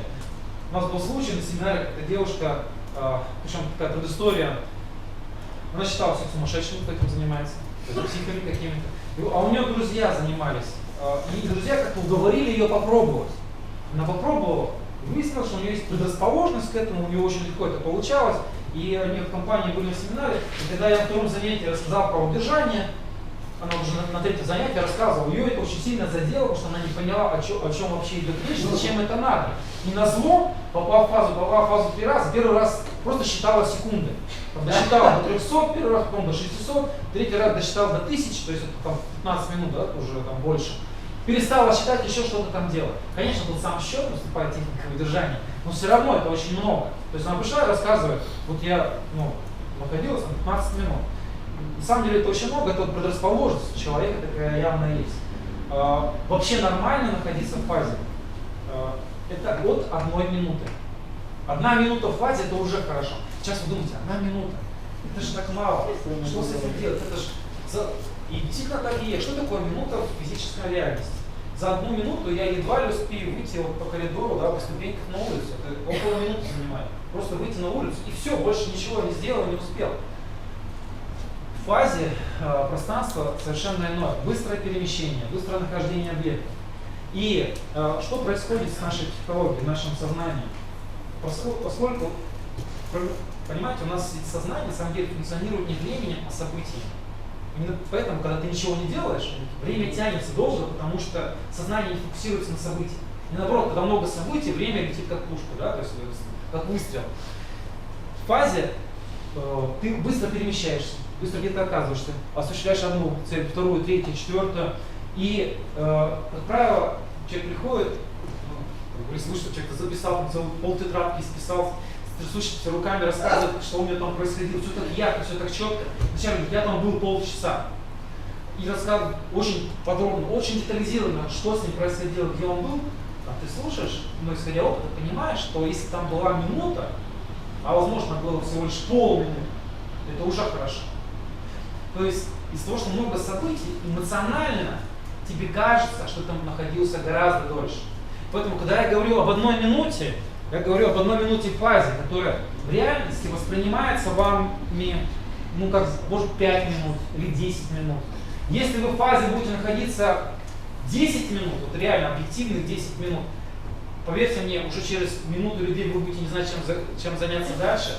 Вы уже будете, вам будет казаться, что уже целую вечность находитесь в фазе, там целый день. Вам будет казаться, что вы уже не вернетесь, наверное, влияете, что вы слишком долго там находитесь и так далее. Это реально несколько минут в фазе, они воспринимаются как вот целый день, там, час и так далее. Поэтому, когда я говорю 1 минута, вы не расстраиваетесь, что это очень мало. Поверьте мне, за 1 минуту вы можете несколько раз выполнить план действий из нескольких пунктов. И именно поэтому я вам говорю, не зацикливаться на времени. Нужно зацикливаться на выполнение задачи. Именно поэтому для меня самое важное — это выполненный план действий. Я акцентирую на этом внимание. Поскольку вы находитесь в фазе, совершенно второстепенный момент. Но вне зависимости от вашей предрасположенности к тому, сколько вы можете находиться в фазе по природе, техники, о которых мы сейчас будем говорить, в несколько раз увеличить это время. То есть, если вы можете по природе там 5 минут находиться, можете 10-15 минут с помощью этих техник. Если вы по природе 10 секунд можете там находиться, то до минуты мы запросто сможем вам продлить время нахождения в фазе. Итак, здесь будет несколько моментов, все гораздо сложнее, чем углубление. Первое мы обсудим следующее. Поднимите руки те, кто сегодня находился в фазе, и вас вернуло в тело, вы проснулись после этого. Поднимите руки, кто сегодня такое было. Спасибо. Это техники А, то есть противостояние выбросу бодрствования. Поднимите руки те, кто уснул сегодня в фазе. Прямо в процессе. Спасибо. Это техники Б. Противостояние засыпанию. И будет еще техники В. Отдельно о них поговорим. Итак, первая наша задача — разобрать все способы противостояния выбросу в реальность. Изначально я просто скажу, писать это не буду. Чем глубже вы, тем уже вы дольше будете находиться в фазе. Поэтому старайтесь каждый раз до максимума углубляться. То есть хотя бы доходить там 80, 90, 100%. То есть чем глубже фаза, тем она стабильнее будет и дольше у вас будет проходить. Иногда может вне зависимости быть, она все равно сколько. Вне зависимости всех техник, которые ты сделал. Бывают случаи, что не получается углубляться, у многих так хронически, да, назовем. Проблема с углублением. Бывают такие случаи, и я, к сожалению, не могу сказать, это решаемая или нерешаемая даже задача, потому что, я не знаю, может быть, есть ошибки или нет ошибки, но я встречал таких практиков, которые говорят, что не получается до конца углубиться. То ли делают ошибки, то ли по природе. На психологии что-то связано, да? Может быть связано с психологией запросто. То есть, на самом деле, все, о чем мы говорим с вами вчера, сегодня, завтра, 90% чистая психология. Итак, как противостоять выбросу в реальность? Та же самая социализация ощущений, но по необходимости или постоянно. Что такое социализация ощущений постоянно? Находясь в фазе, куда бы ты ни шел, что бы ты ни делал, все время себя подпитываешь ощущением, даже в глубокой фазе.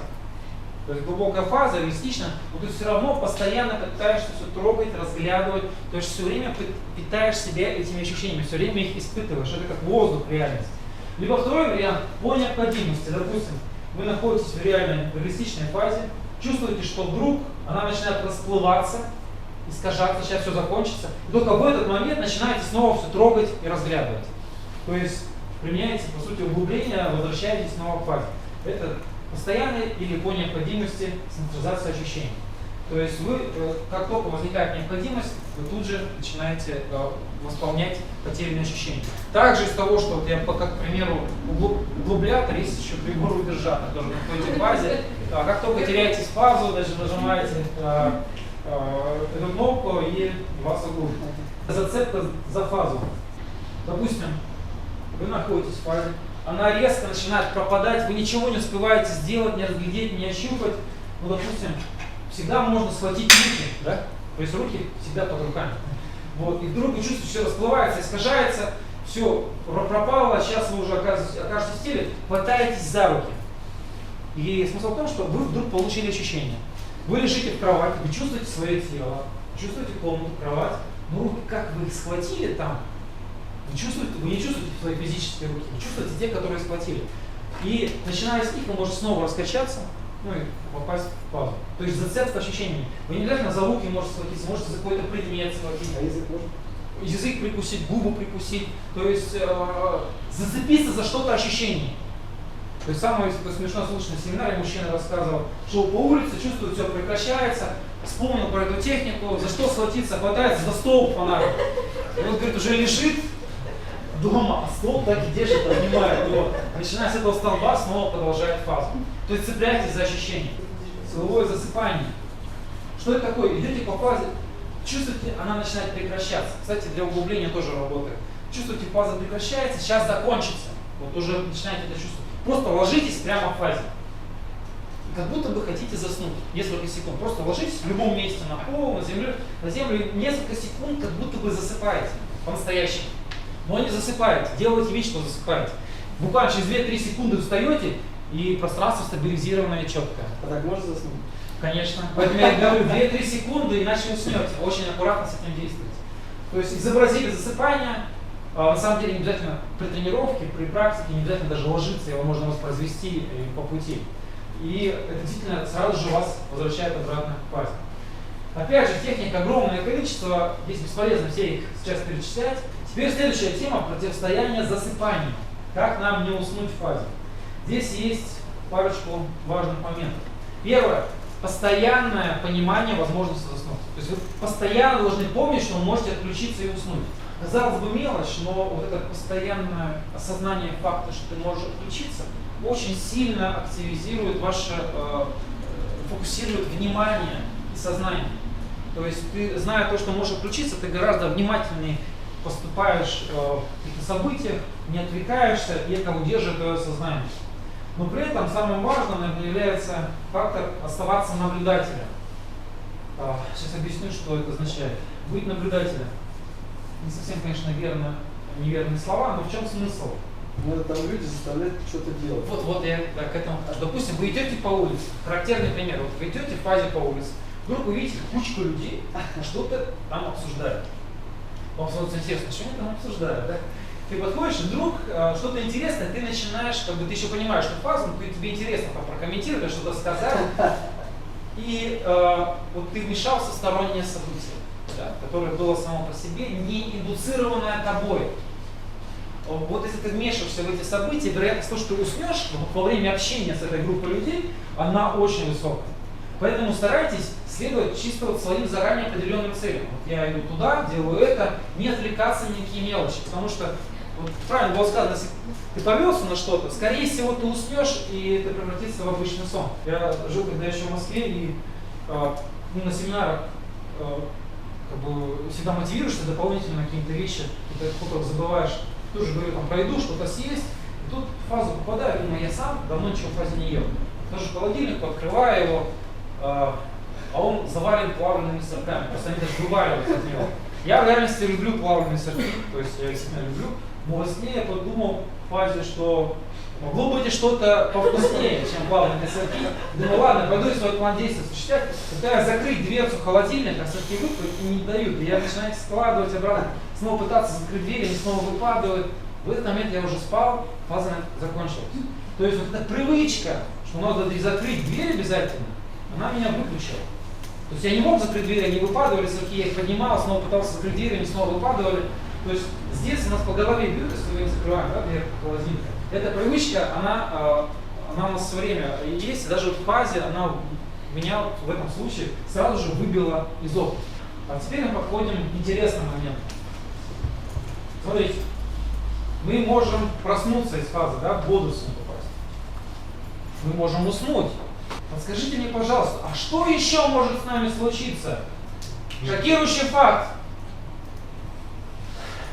В абсолютном большинстве случаев, когда вам показалось, что все закончилось и вы вернулись в реальность, вы все еще находитесь в фазе. Так называемые ложные пробуждения. Я подчеркиваю еще раз, особенно это актуально для опытных практик. Чем больше у тебя опыта, тем чаще это происходит. И тут мы с вами подходим к тому моменту, а как понять, вот я вернулся, да, из фазы, а как понять, где я? То есть мы сейчас с вами подходим к ключевому, фундаментальному моменту. В чем разница миров? Вот в чем разница я в реальности и бодрствовании? Вот я находился в фазе, меня вернуло. А как мне понять? Вот. Физические законы проверить. Сейчас поговорим. Вопрос к вам. Докажите мне сейчас, что я в реальности. Нос, если зажать. Дышать нос, дышать, не дышать. Известная техника, особенно на Западе. Пытаемся дышать через зажатый нос. Мы проводили эксперимент в нашем сельском центре, группе волонтеров, присылали задания, просили их умышленно, они знали, что находятся в фазе, дышать через зажатый нос в фазе. Выяснилось, что даже если человек знает, что он находится в фазе, первая попытка дышать через нос удается только у одного человека из 3, но у половины оставшихся, они думают, как так, я же в фазе, же должен дышать, и дышит потом, да, а 3 так и не может. То есть выясняется, да, что техника можно так проверять где-то, но может и не сработать. Попробовать что-то, что невозможно. Я сейчас комментирую те, кто за опыт в фазе, у вас был, не смогли взлететь. Не смогли? Да, нас даже зная, что в фазе, вот вы можете Ярослав писать? Да, вот я был в фазе, я очень хотел, ну, и огонь создать, и взлететь попытаться, и не получается вообще ничего. То есть, оказывается, то есть вам изначально может казаться, я буду в фазе, такой мир, где возможно все, так вот, 1, 2, 3, 4, 5, как волшебник все происходит. Чем глубже фаза, тем она больше становится похожа на что? На реальность. И наши способности становятся такими же практически. И поэтому взлететь в фазе оказывается не так просто иногда. Нужно еще этому иногда даже тренироваться. То есть так мы не можем проверять. Да, может сработать, а может нет. Так есть еще идеи. Перевоплощаться в кого-то. Перевоплощаться в кого-то, но если мы взлететь не можем, то перевоплотиться тоже может быть сложно. В фильме «Начало» есть такой тотем. Тотем, да, то есть как там главный герой проверял, где он находится. Волчок, он его раскручивал, и как понять, в фазе, не в фазе. Если падал, значит, если он падал, значит он в реальности. А теперь скажите мне, можно ли так в фазе проверять? Нет. Почему? Потому что может быть и падать, потому и не что падать. фазе, да. Поэтому как бы для кино это красиво, и вообще-то там, как понятно, там почти все неправда в этом фильме, но сам факт, что есть такой фильм, который говорит об этой теме, это очень хорошо. Чтение текста, да, текст часто может расплываться, но опять же не всегда. Но он может меняться. Если ты его читаешь, прочитал нормально, отвернулся, читаешь снова, он может измениться. Да, может, опять же, ключевое может. А если как бы руку? Сейчас, секундочку. Как мне руку? А если в реальности? В реальности обожжешься. То есть вы готовы обжечься ради того, чтобы... Нет, что-то горячее дожёг. Просто у нас как-то был случай, девушка тоже предположила, а порезать себе руку. Порезал руку, оп, да, я в реальности. А что, сейчас, секундочку, а в зеркале что увидеть? Ну, почему посмотреть в зеркало, как так проверить? Ну, потому что в реальной жизни отношения всегда будут реальными. В фазе нет. В фазе можно допустить, что там тоже будет реально? Да, можно. Можно, но Хорошо, ну, больше вероятность того, что ну будет тут не совсем реально. один из лучших способов, подчеркиваю, он не абсолютный, он тоже не абсолютный, это гиперконцентрация. Всматриваться в мелкие детали объекта с близкого расстояния. Когда ты вначале смотришь, становится четким. Если ты продолжаешь фокусировать внимание на каком-то мелком объекте, пространство как будто бы не выдерживает избыточной концентрации, начинает искажаться, дымиться, плавиться, менять цвет и так далее и тому подобное. Но даже этот способ не является абсолютно. Не существует стопроцентного способа определения фазы или нет. Но проведя несколько, подчеркиваю, несколько проверок, допустим, через зажатый нос, подышать, там, гиперконцентрация, если тебе первая сказала, что ты в реальности, вторая сказала, что в реальности не факт, что третья проверка не выведет тебя на то, что ты на самом деле находишься в фазе. Логический момент. Сам факт того, что ты вернулся из фазы, и у тебя есть сомнения, где ты, скорее всего, там, процентов 90, что ты все еще находишься в фазе. Вопрос прозвучал, а нужно ли проверять? Ну, смотрите, если вы не проверяете, что происходит? Вас вернулось с тела, вы, допустим, не получилось снова из фазы, не получилось ничего снова сделать, вот встали, пошли и уснули, потому что встали в фазе. Либо что-то страшное не случится, вы необычно, вы не поймете, что все еще в фазе. Теперь несколько правил удержания. Некоторые из них несколько раз по отдельности помогают увеличить нахождение в фазе. Это тоже к удержанию относится. Первое. Нужна все время активность.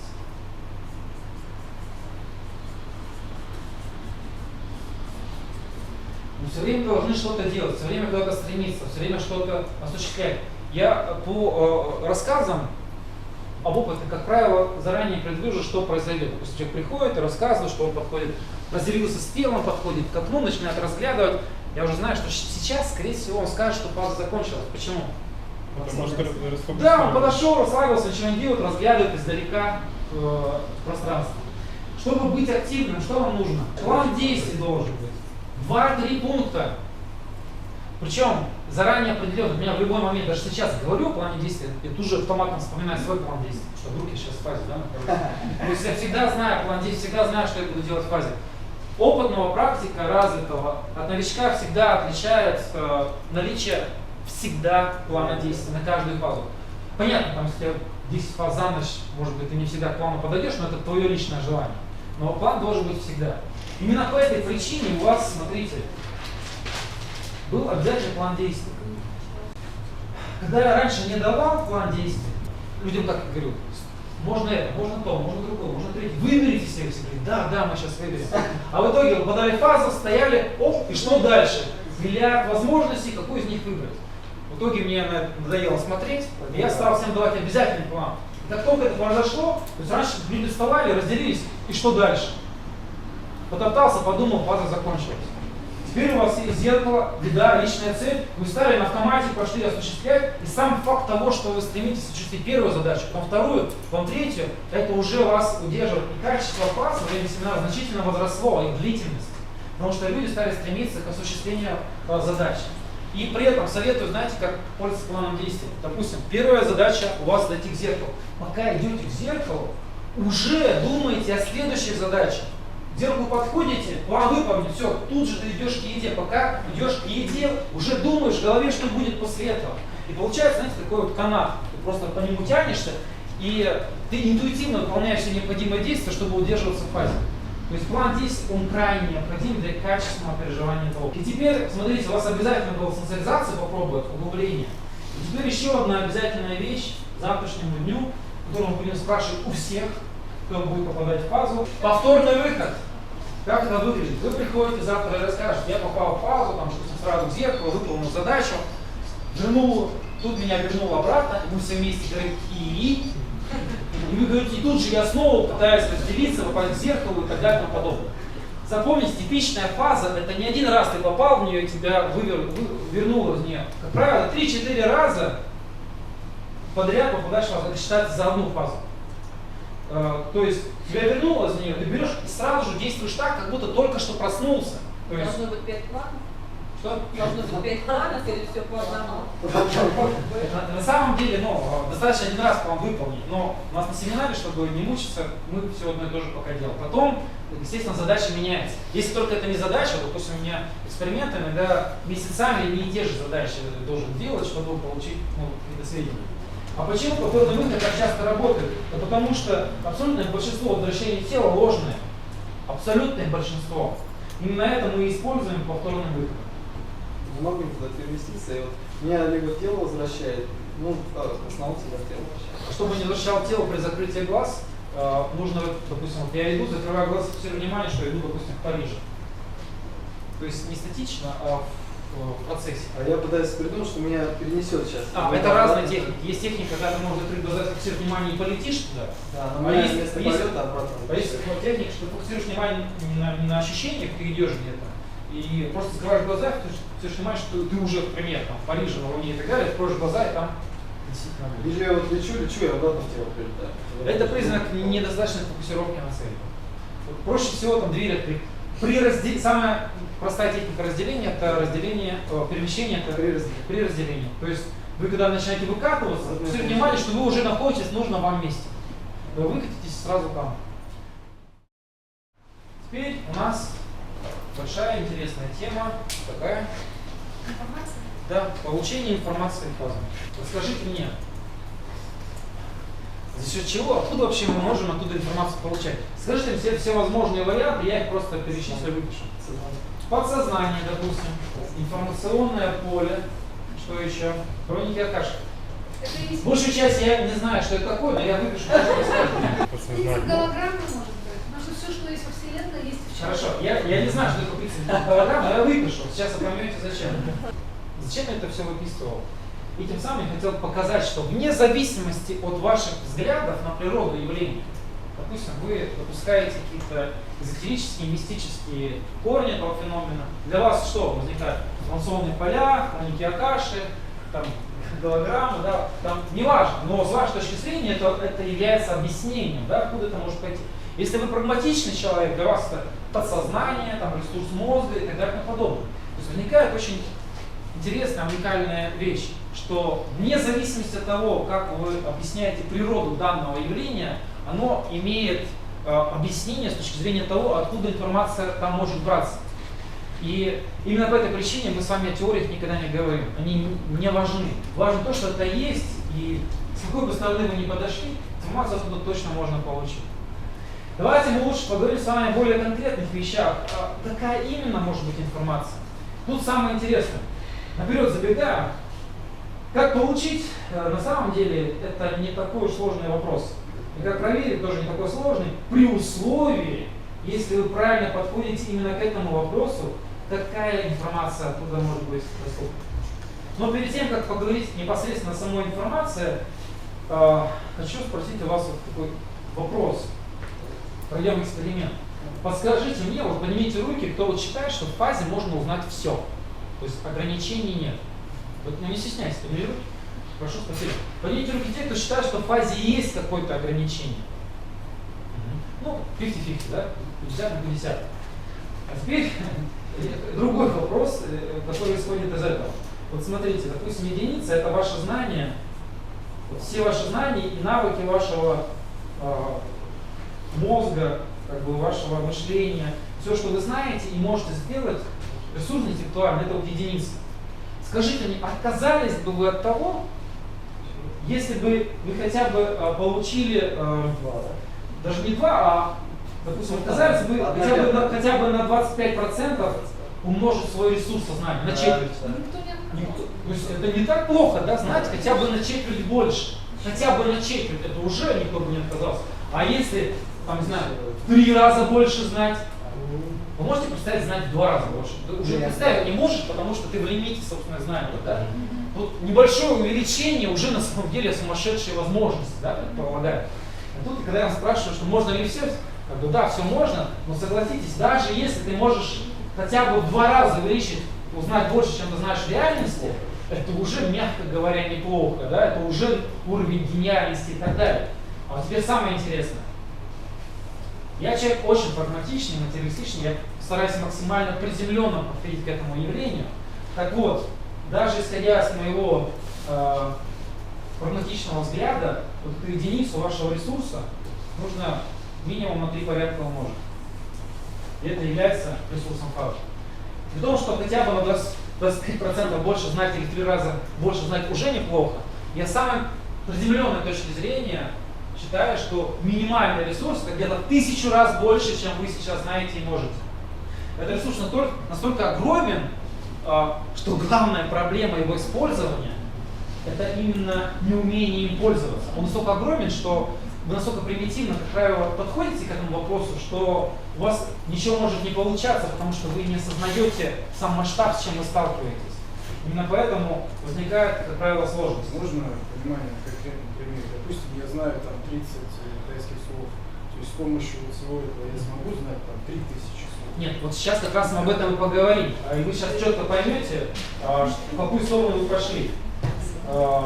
Это самое важное, сейчас понять, что именно входит в эту 1000. Что именно в этих порядках заключается. Я вот расскажу вам пару примеров, а вы сами не объясните. Допустим, вот у нас группа, здесь вот практик, которые все время не в ту сторону идут.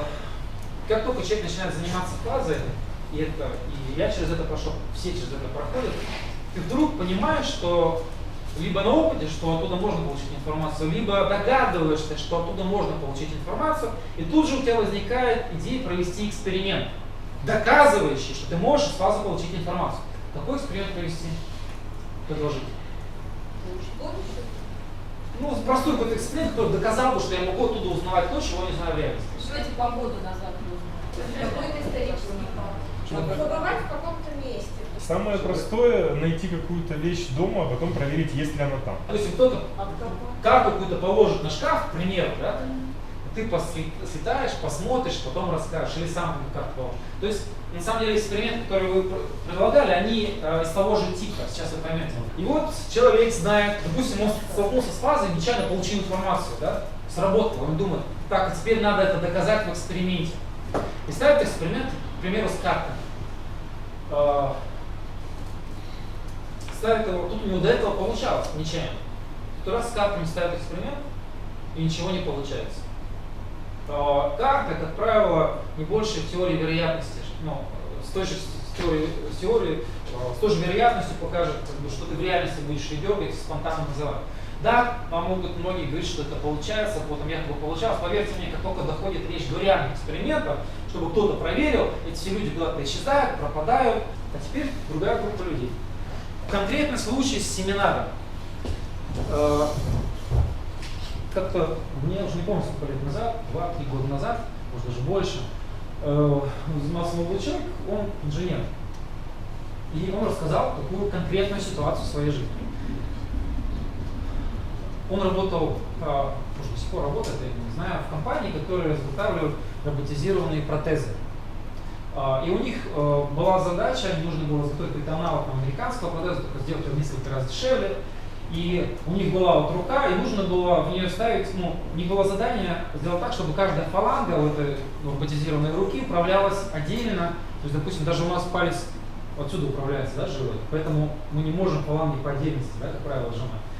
У них было задание сделать так, чтобы все фаланги по отдельности управлялись, у них были моторчики, шарниры специальные, которые нужно было вставить в эти фаланги. Проблема заключалась в том, что все те технологии, которые они использовали, как бы даже очевидны, просто взгляд на саму эту руку, эти моторчики, шарниры, их там было, не помню, человек 5, по-моему, он говорил, они не могли это сделать, потому что все это не подходило. То есть там эти шарниры, они не могли никак ставить, то есть исходные данные не позволяли вместить эти шарниры, эти моторчики в каждую фалангу отдельно. Он сказал, что он попал в фазу, я вот не помню как точно, но, по-моему, он где-то там в шкафу открывает и находит готовую уже руку, специально ее искал. Смотрит, как там все это сделано. И он приносил на занятия и показывал уже готовую эту руку, в которой эти фаланги работают. И он говорит, вот мы, как бы, инженеры, там, мы пытались это сделать, мы не могли. Я посмотрев в фазе, нашел готовую руку и воспроизвел, вот она есть. В реальности мы не могли сделать. А теперь скажите мне, в чем разница, и причем я таких случаев могу массово воспроизвести, рассказать, вот таких людей и вот тех людей. Что? Ага. Вот, а в чем разница между этими Там задачами? представим в том случае, что это уже есть, и как метод от обратного. Вера. Нет, это можно было и в Причем те реальности. тоже верили.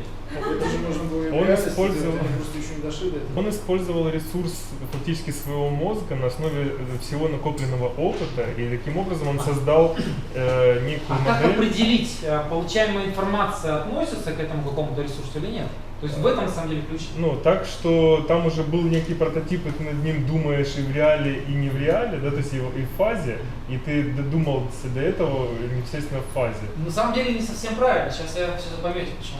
То есть, В чем разница этого подхода? Одни люди делают что-то ради того, чтобы вот, как это достичь, вот, там, узнают, вот, как это самому достичь, а другие вот, хотят вот, сразу, чтобы фаза там подсказал пароль какой-то достичь. Но еще разница в том, что там проверка, а там творение. Ближе. То есть они что делали? Они просто проверяют. Они пытались проверить, возможно это ли. А что эти делают? Конкретно реализовать. Эти делают сразу. Смотрите, все очень просто. Абстрактные задачи, в чем комичность ситуации? Ставишь себе задачу провести какой-то эксперимент, доказать, что это возможно. Возникают какие-то абстрактные, ненужные цели, и это ничего не работает. Годами люди проводят эксперименты, там, с поколения в поколение, там все всегда будут их проводить. Тут человек ставит себе конкретную, нужную задачу, как вот просто сразу получить информацию. И это начинает работать. И парадокс заключается в том, что все вот это, то, что входит сюда, в эту тысячу, это все, что вам реально нужно. Что вам реально нужно? Какая информация, чего она должна касаться, вот что вам нужно в жизни? Здоровье, что еще? Знания. Ну какие знания, чего не нужно касаться? Личная жизнь. Личная жизнь, что еще? Творчество, Работа, творчество. учеба, творчество. Где найти много клиентов? Ну, это работа, да, как бы, ну, к этому отнесем. То есть, смотрите, все, что вам реально нужно, вот реальные цели, которые реально нужны для повседневной жизни, не выдуманные, абстрактные, непонятно вообще зачем и кому нужны, да, а то, что вам реально нужно, вот все оно входит в эту тысячу, это все реально доступно, это реально все работает и так далее. И вот это страшный парадокс, что когда ты ставишь эти абстрактные цели, не работает ничего. Сразу идешь к своей нужной цели, к реально нужной, тогда все работает. Пример другой. Часто люди говорят, вот получается, я не узнаю там, как зовут, как фамилия Хулио, который живет где-то в Гондурасе, на такой-то улице, такая битва экстрасенсов, да? Получается, я в фазе не смогу это узнать, информацию такую не смогу получить. Ты спрашиваешь, а нахрена тебе вообще знать, да, в твоей реальной жизни, как фамилия этого Хулио, который живет в Гондурасе, на такой-то улице? Это ведь не то, что тебе нужно в жизни. Тебе нужно в жизни работа, учеба, творчество, личные отношения там, и так далее, здоровье. И это то, что ты реально будешь использовать. И парадокс в том, что все это входит в вот эту получаемую информацию. Все, что вам реально нужно, все. Если вы правильно выбираете получаемую информацию вот, изначально, то сложностей возникает просто в разы меньше. Если вы выберете себе абстрактные какие-то цели ненужные, вы столкнетесь с огромным количеством проблем, вы можете вообще разочароваться и так далее. А теперь давайте с вами говорить о том, а как же именно можно получить информацию в фазе. Спросить. Да, вот вчера мы с вами обсудили самый простой способ. Одушевленный объект. Просто выходите в фазу и у кого-то спрашиваете. Желательно, чтобы объект был связан с получаемой информацией. Что еще? У меня был случай, когда я первый раз попал в фазу, я хотел связаться с человеком, но я не знал еще как. Я увидел трубку телефона, я взял и позвонил.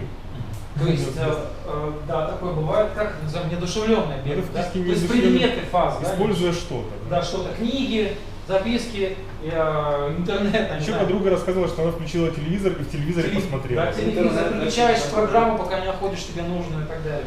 Вот про интернет я не зря сказал. Google, да? Я когда начинал заниматься фазой, у меня компьютер даже не был, он появился только для того, чтобы первую книгу написать. Интернет, естественно, не было, даже плохо понимал, что это такое. Вот. И, естественно, я использовал компьютер в фазе, но рылся там в папках, находил нужные и так далее файлы. Давайте по-другому так скажем. Фаза позиционируется в том числе как альтернатива виртуальному миру. Но что тут делает человек? Сидит с утра до вечера, клавиатурой в интернете, так, все, пора спать, выходить в фазу, лег, выходит из тела, опять в клавиатуре, в Google, да, и спрашивает нужный ему вопрос. И это реально как бы работает. На семинарах несколько раз это люди рассказывают. Неодушевленный объект. Что еще? Как можно в фазе получить информацию? Не разговаривать с кем-то о чем-то, да? Не читать о чем-то, а попасть в ситуацию, о которой вы спрашиваете, да? То есть метод сюжета. Допустим, вы потеряли что-то, и фокусируете внимание на этом объекте, вас не приносит, и вы смотрите, где вы могли его потерять. Или когда ситуация произошла с кем, вы хотите узнать, что произошло, вы в саму эту ситуацию попадаете и видите, что там могло произойти. Есть момент, который я очень долгое время недооценивал и делал, наверное, еще одну ошибку. Буквально пару лет назад понял, что, наверное, одно из самых интересных мимо меня проходило долгое время. Я всегда считал, что наличие объекта какого-то в фазе для получения информации хорошо, потому что стабильный объект, он более управляемый, и получать информацию из него было проще. И другие способы, при которых я не контактирую с пространством фазы напрямую, мне казались ущербными, потому что я ничего не видел, ничего не трогал. Мне казалось, что все это неправильно, все это плохо контролируемо. Но на самом деле есть еще один способ получения информации. Воспримите вот это все предыдущее как посредников. Смотрите, мы перечислили возможный ресурс, да? Получается, вот это все, одушевленный объект, это своеобразные переводчики, да, на понятный нам язык. Вот с человеком разговариваешь, человек создал непонятный нам ресурс, что он является какой-то сущностью, я не знаю. Но он нам говорит на понятном нам языке, понятной нам вещи. Недушевленный объект в книге написано, да, кто-то же написал книгу, да, как-то текст попал. То есть на что я намекаю? Напрямую, то есть непосредственное получение информации. У кого есть идея, а как именно это сделать? У меня всегда так и происходит. А вот что как? Я без себя поставила запрос найти своего внутреннего учителя, но я не нашла учителя, а голос. У меня возникает вопрос, и мне голос отвечает, дает ответ, не показывает сюжет. Хорошо, по поводу голоса тоже интересный момент, его очень сложно описать. Почему? Ты задаешь вопрос как бы про себя. В этот момент ты либо слышишь, либо у тебя возникает ощущение, что тебе сказали, но ты понимаешь, что не слышал. Да, и очень часто у меня бывает ощущение телепатического общения, потому что нет слов, а бывает невербальное ощущение информации. Да, при этом может возникать ощущение, что тебе кто-то сказал. То есть ты понимаешь, вроде как никто не сказал, а ощущение реально, что кто-то сказал. Либо вспомните, смотрите, вспомните, что вы вчера, чем вы вчера ужинали. Вот точно так же в фазе можете вспоминать любую информацию нужную. То есть пытаешься вспомнить что-то, что на самом деле ты не знаешь, но пытаешься вспомнить и вспоминаешь, как будто ты это реально знал. Так вот, непосредственно получение информации, оно уникально тем, что ты напрямую можешь это делать. Гораздо быстрее, естественно. А самое важное то, что Ярослав, кажется, об этом сказал, потому что меня поразило чуть ли не больше всего, что вот этот канал непосредственно получения информации, он гораздо шире. Дело в том, что чтобы использовать одушевленный объект, тебе нужно находиться в пространстве фазы с реализованными объектами, да, созданными. Но, помните, мы с вами говорили, если вы проснулись, вы уже в фазе. Да, фаза не сформирована, пространства нет, но вы в фазе. То есть, получается, канал открыт. И больше всего меня поразило то, что непосредственно получение информации срабатывает не только в самой фазе, но и перед фазой, и после фазы. То есть тебя вернуло обратно, ты лежишь в этом переходном состоянии. Информацию можно абсолютно легко продолжать получать. То есть пространство не сформировано, и может быть, потому что не сформировано, опять же, еще лучше это может получаться. То есть в этой ситуации ты фазу продолжаешь использовать, даже вроде, когда тебя уже из нее вернуло. То есть в этом переходном состоянии. И тоже мы вспоминаем вот эти вот всякие различные теории, истории, вот этих озарений, просоночных состояний. Да, на фоне засыпания, пробуждения, дремы, расслабления, да, вот эти все идеи приходят. И тут мы видим, что фаза, она гораздо шире и вполне может иметь к этому всему отношение. То есть непосредственно получение информации без посредников уникально тем, что оно срабатывает даже когда вы не разделились, лежите в теле, но при этом все равно находитесь в фазе. А теперь, о чем мы с вами должны поговорить обязательно в контексте получения информации. Как проверить? Извините, у кого-нибудь есть бутылка с водой? Я пить не буду, просто мне нужна бутылка с водой. Спасибо. Амател. Скажите, что у нас в Амателе в бутылке здесь? Почему? Вы пробовали? Водка. Ярослав думает, что водка. Мы же не знаем, да? Вот мы реально, мы предполагаем, да, а так, может быть, здесь правда водка. И тоже не знает. Я же сказал, что пробовать не буду, Матео обрадовался, даже пробовать не будет, никто не распустит. Наконец, в фазе, к примеру, я нашел бутылку с водой, попробовал, вода. В сторону отнес, подумал, потому что это водка, подносишь, и сразу запах. попробовал вкус, еще и эффект, который может сохраниться. Мы завтра в контексте самолечения об этом поговорим. Это другой момент. Смысл в чем? Смотрите, мы с вами говорили о том, что в глубокой фазе взлететь может не получиться. Ты можешь там сквозь стену не пройти, она такая же твердая, как в реальности. А вода в водку легко превращается. Объясните мне, почему?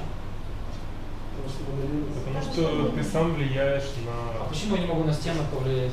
Лучше через жидкость передаешь. Смотрите, мы сейчас не контактируем с разностью свойств. И поэтому она на вид она стабильна, как и все пространство вокруг. Но с разницей вода и водка, да, вот там запах, вкус и так далее, мы вот так не контактируем. Кстати, одно из фундаментальных свойств фазы, почему мы можем, допустим, через дверь легко перемещаться, когда дверь закрыта. Подходим к двери, там пространство, оно нестабильное, мы с ним не контактируем, именно поэтому тихенько двери мы можем переместиться куда-то. То же самое с водой в данном случае. Мы, поскольку мы не сконтактируем с разницей, мы не зацеплены ощущениями, да, за разницу, можем легко достаточно менять вода-водка и так далее. Причем есть получение информации. Вот вы нашли какой-то объект, общаетесь с ним, да? Сам объект внешне стабилен, как вот жидкость, да?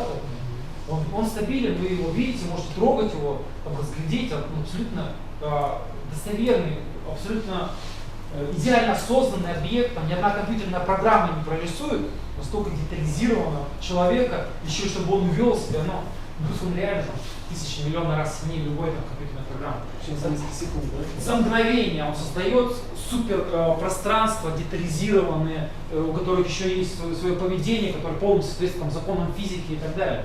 Так вот, объект выглядит как настоящий, а начинаешь с ним разговаривать, и у тебя водоводка сомнений, ты чего-то боишься, да, узнать, что ты хотел бы, чтобы оно было так, чего-то не хотел, чтобы оно было так. И возникают эти сомнения, которые, водоводка, то есть объект, ты можешь на него повлиять, он может тебе сказать то, что ты хочешь, то, что ты не хочешь, то, что боишься.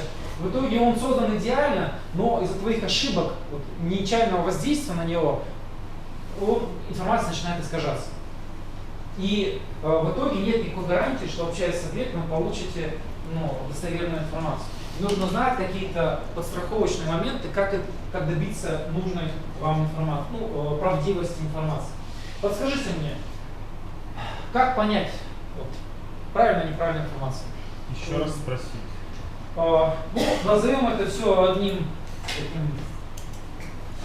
в один кластер, внесем лингвистические уловки. Переспросить вопрос, перефразировать вопрос. То есть вам сказали что-то, возьмите точно такой же вопрос снова спросить. К вашему удивлению, объект с чистым, честным, искренним лицом полный противоположный ответ может дать через несколько секунд. Это признак чего? Что, что вы сделали что-то неправильно, и доверять информации нужно аккуратно в данном случае. Она может быть неправдива. Что еще можно сделать? Альтернативный способ использовать получения той же информации. Альтернативный способ получения информации. То есть попробовали один способ получения информации, потом попробовали другой, чтобы получить тот же самый ответ. Что еще? Попробуйте задать контрольный вопрос. То есть какой-то вопрос элементарный. Допустим, как меня зовут, сколько мне лет, да? То есть посмотрите, как объект реагирует на элементарные вопросы. Еще может быть дополнительный вопрос. Вы же не на приеме у гадалки, да? Вы можете спросить, а почему? То есть попросите доказательства того, что оно именно так и есть непосредственно в ситуации. Или уточняющий вопрос. И последний момент, самый важный, что вне зависимости от того, что вам показали проверки, прежде чем применять информацию в реальности, особенно если она подразумевает какие-то серьезные действия, пробовать в реальность проверить, прежде чем это применять. Чтобы не попасть в глупую ситуацию, я таких примеров видел много. Проверка в реальности. Процентная вероятность истинных ответов вообще. Знаете, она может очень сильно разниться. Если вы пойдете не в ту сторону, они все будут неправильные. Все абсолютно. Что бы вы ни делали. Какой-то серьезный вопрос, если вы подойдете, схватитесь, схватите этот объект, говори мне, говори, то есть он, скорее всего, замолчит, а если даже скажет, вот это ваше давление, избыточное желание, оно заставит его молчать, либо говорить что-то неверное. Поэтому как будто вам это не надо, как будто между делом. Достоверность, я вам совершенно не могу сказать даже процент, что это невозможно. Зависит от того, какая информация, как вы это делаете. Но, смотрите, если вы пытаетесь получить конкретную и нужную информацию, очень высока вероятность, что у вас получится это сделать буквально сразу же. Внимание, конкретная и нужная информация. Чем абстрактнее ваш вопрос, тем абстрактнее вы получите ответ. Несколько примеров могу также привести. Допустим, что такое абстрактный вопрос? Смысл моей жизни является абстрактным вопросом. Вот, то есть я знаю много историй, когда люди ищут такие вот ответы. Это абстрактный и придуманный человеком вопрос. Он не имеет никакого отношения к его конкретной жизни, к его делам и так далее. Еще другой пример есть мужской и женский подход к получению информации. Женский подход. Что меня ждет в будущем? Что будет в будущем? Мужской подход. Как мне достичь конкретной цели? Вот, как мне сделать вот это в будущем? То есть, ну понятно, я на мужской стороне, вот, и поэтому я скажу, следуйте вот этой цели. Ну, может просто зря ярлыки вешаем, мужской-женский подход, но все-таки следование, достижения цели более верный путь, как мне достичь его. То есть лучше стремиться к осуществлению какой-то задачи, нежели пытаться узнать какой-то абстрактный ответ из вашего будущего. Смотрите, тема очень интересная. На самом деле мы здесь только верхушку айсберга обсудили. Кому интересно, в новой версии учебника есть чуть подробнее на эту тему, некоторые моменты. Это одна из самых захватывающих тем, и она вполне может вас мотивировать. То есть вы можете попробовать уже к завтрашнему дню что-то из этой области, и это будет дополнительная мотивация ваша попасть в фазу экзамена.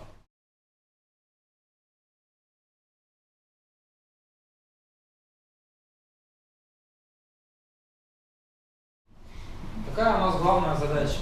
Сейчас также будем отрабатывать пробуждения, имитировать их. И тут есть один секрет. Смотрите, вчера мы с вами обсуждали подфазу агрессивной, во что бы то ни стало активной.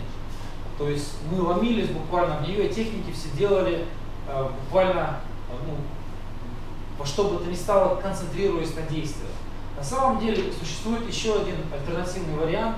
Если не получается так наскоком попасть в фазу активно-агрессивно, то в нее можно попасть, используя такой достаточно интересный, известный и популярный элемент, как силовое засыпание.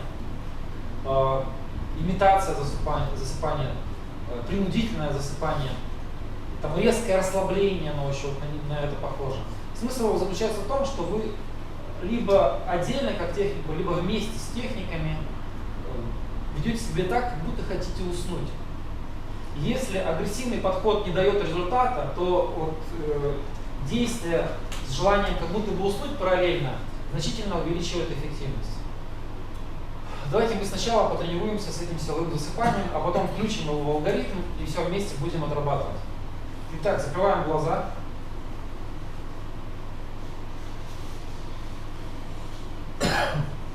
На счет 3, в самом буквальном смысле, попробуйте резко заснуть. 1, 2, 3. Засыпаем. Засыпаем, засыпаем. Прямо сейчас хотим резко уснуть, провалиться в сон. Засыпаем, засыпаем, засыпаем, засыпаем, засыпаем, засыпаем. Закончили, ничего не делаем.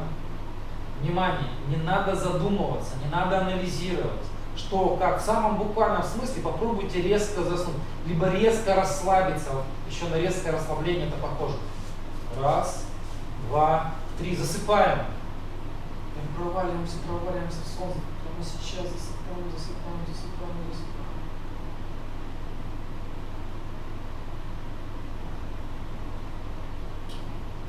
Закончили, ничего не делаем.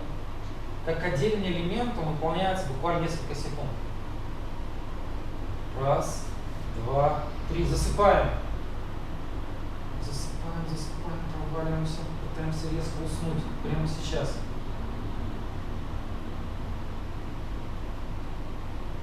Закончили. Во время реальной попытки применения силового засыпания на пробуждение важно не заснуть. Очень легко заснуть по-настоящему. Поэтому вы ловите этот последний момент, еще чуть-чуть я засну. В этот момент можно либо разделяться, либо техника уже начнет работать. То есть не проворонить момент, потому что можно уснуть моментально. 1, 2, 3. Засыпаем.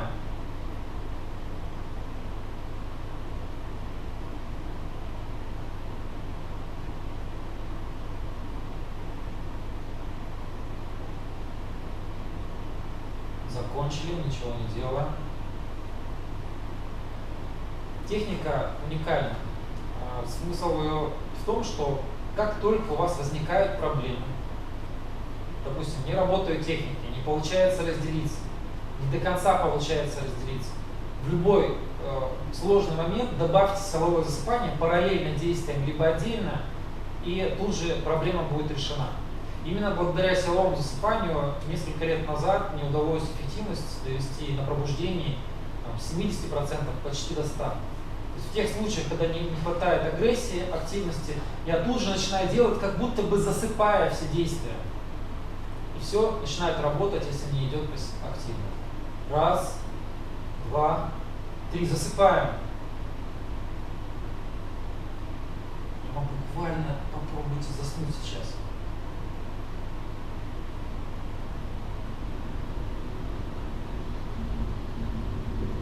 Закончили, ничего не делаем. Вспомните ситуацию, когда нужно было поспать, а времени мало, но нужно обязательно поспать. И вы ложитесь на эти полчаса, 20 минут и пытаетесь резко заснуть. Раз, два, три, засыпаем.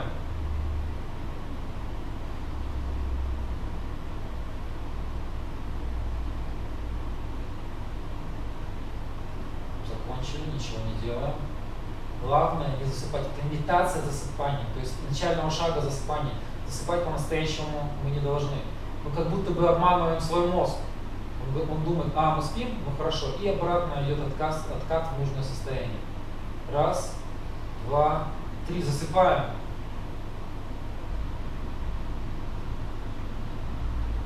Закончили, расслабились. На занятиях я обнаружил эффективность данного способа в таких показательных ситуациях, которые постоянно происходили и происходят. Человек приходит, рассказывает, как он пробовал что-то делать, перебирал техники, ничего не получилось. Потом он обычно говорит, тут я решил просто уснуть, чтобы попробовать в следующий раз. И тут, когда он решил засыпать, все начинает происходить. Как-то на форуме я прочитал отзыв одного человека, как он понял выполнение силового засыпания.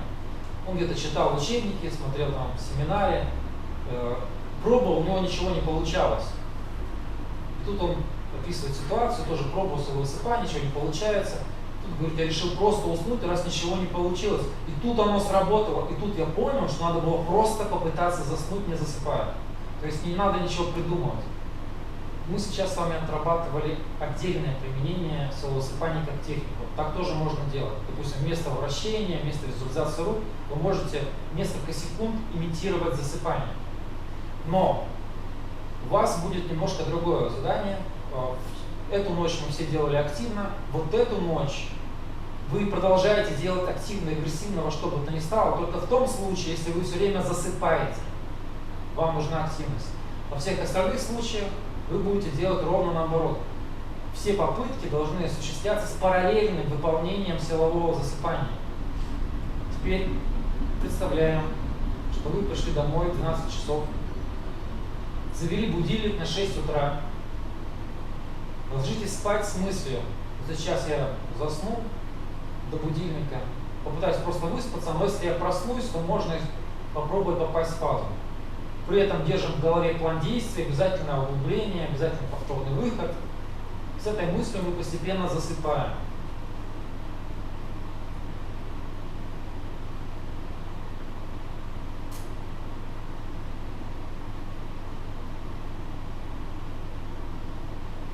Проснулись. Зеркало. И как будто бы засыпая и одновременно пытаемся оказаться у зеркала.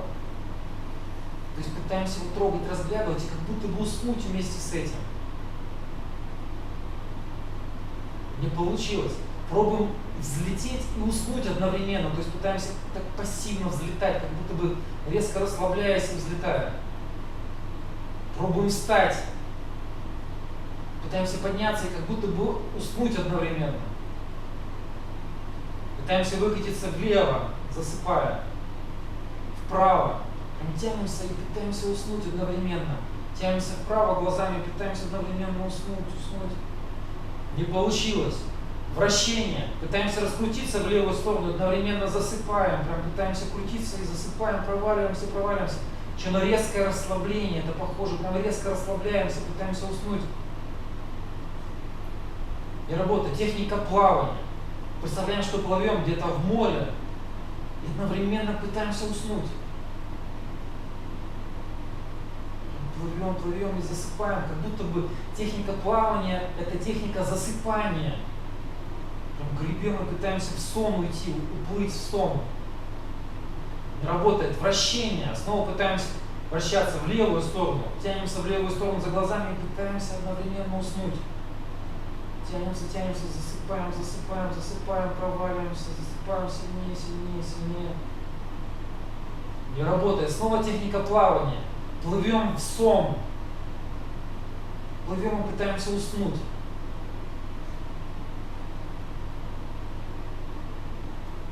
Как будто бы сработало. Мы где-то плывем, тут же представляем, куда вы пойдете за зеркалом. Вот здесь уже активность. Никакой пассивности, засыпания. Как только что-то сработало, мы тут же включаем активность, план действий, куда пойдете, что будете делать, углубление, как вы будете пробовать. Вот представьте, вы оказались где-то на острове. Как план выполнить? Как углубляться?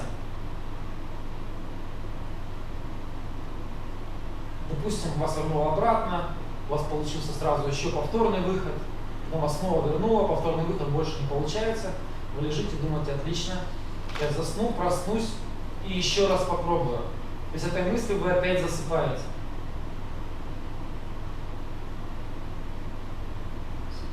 Спим. При этом не засыпаем, не забываем, что если во сне вы вдруг поняли, что спите, это уже является фазой. План действий такой же.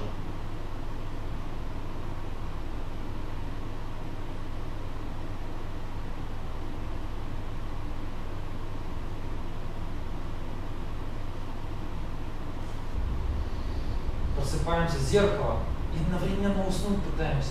Пытаемся оказаться возле зеркала, трогаем его, разглядываем, щупаем и одновременно пытаемся уснуть. То есть как будто бы уснуть у этого зеркала. Взлет. Пытаемся взлететь и засыпаем одновременно, тянемся вверх, как будто бы уснуть пытаемся. Встать пытаемся. Одновременно и уснуть, и встать. Выкатиться в правую сторону. Пытаемся покатиться в правую сторону и засыпаем. Пытаемся уснуть, одновременно тянемся в правую сторону, в левую. Пытаемся выкатиться в бок. Как будто бы не получилось. Визуализация рук. Трем руки, пытаемся их увидеть и уснуть одновременно. Как будто бы резко расслабляемся и пытаемся одновременно почувствовать и увидеть руки.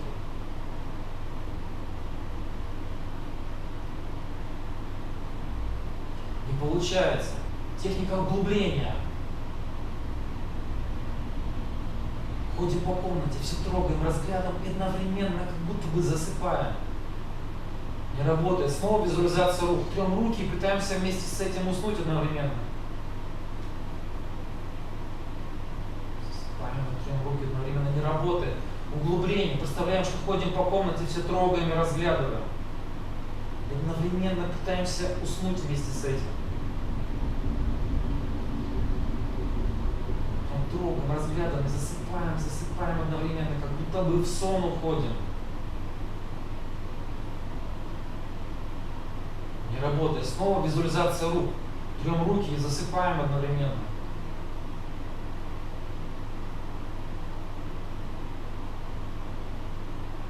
Как будто бы руки появились. Снова разделение, уже активно.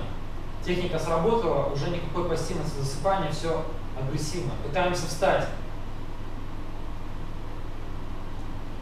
Представляем в голове план действий, куда пойдете, что будете делать, как будете углубляться. И про повторный выход не забываем. Как только вас возвращает в тело, снова пытаемся из него выйти. Углубление осуществляем параллельно плану действий. В голове просто поиграйте, куда пойдете, что будете делать. Вдруг зазвенел будильник, вы проснулись. Несколько минут походили, почитали конспект, вспомнили план действий, может быть, что-то поели даже. Снова легли спать с намерением просыпаться и на пробуждение попадать в фазу. С этой мыслью вы засыпаете.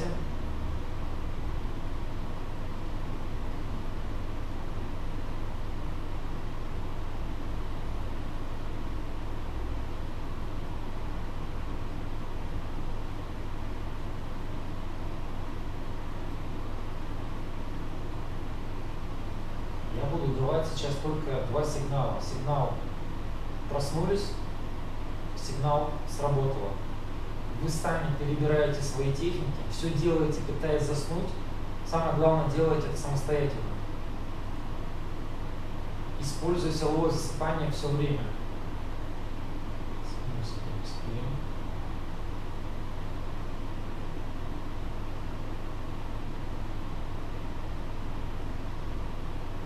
Проснулись.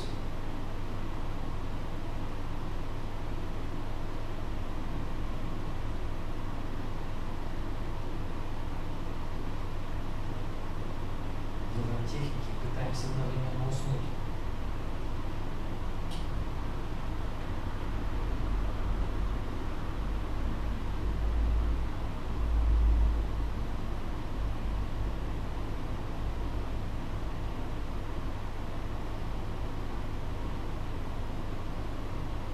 Сработало.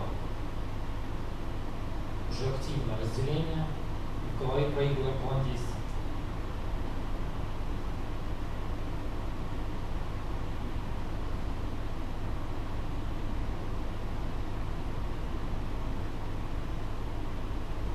Попробовали углубление, повторный выход. Вот вас вернуло обратно в реальность, уже ничего не можете сделать.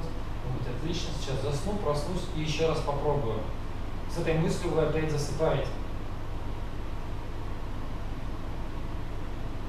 Еще раз совет. Силовое засыпание применяется в любой ситуации, когда что-то не работает. Техники не работают, силовое засыпание. Разделиться не получается, силовое засыпание. Фактически вот этой вилкой активность, пассивность, то есть либо во что-то не стало агрессивно, либо засыпая, можно на пробуждении добиться почти 100% результативности. Но сегодня все делаем обязательно все вместе с силовым засыпанием, чтобы понять, что это такое. Исключение те, кто все время засыпает на попытках. Если вы на них все время засыпаете, то, конечно, вам нужно делать активно.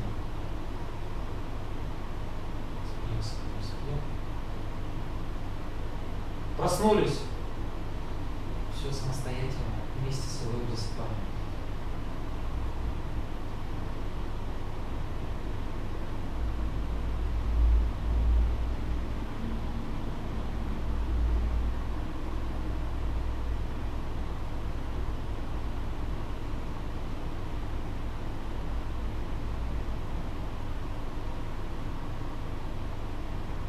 Сработало.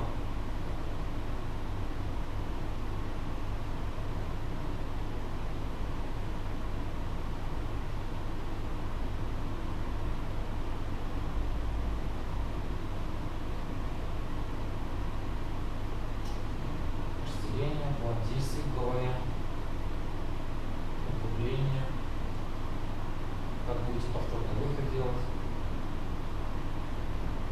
Как будто у вас все получилось, вернул обратно, вы лежите, думаете, отлично, сейчас засну и еще раз попробую. С этой мыслью вы снова засыпаете.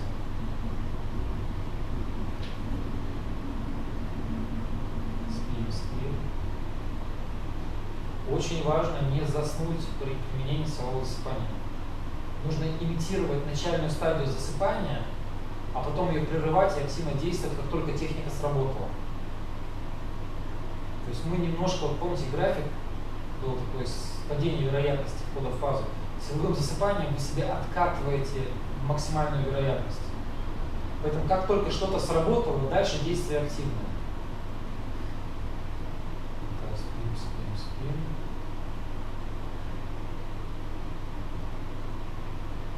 Проснулись.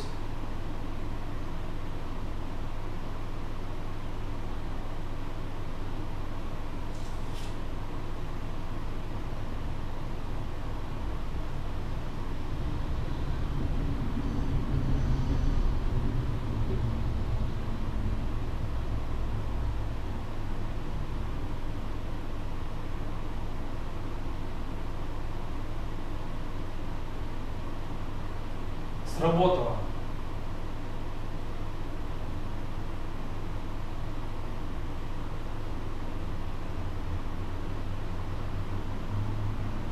Техники разделения, план действий, параллельное углубление, повторный выход, куда или нет обратно.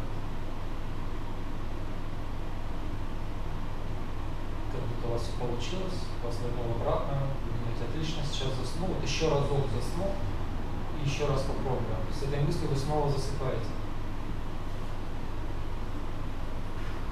Постепенно вы начинаете засыпать.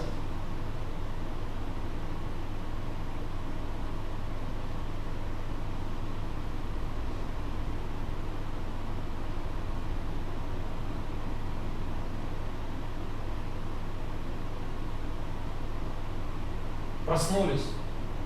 Пытаемся уснуть возле этого чертова зеркала. Пытаемся разделиться и одновременно уснуть.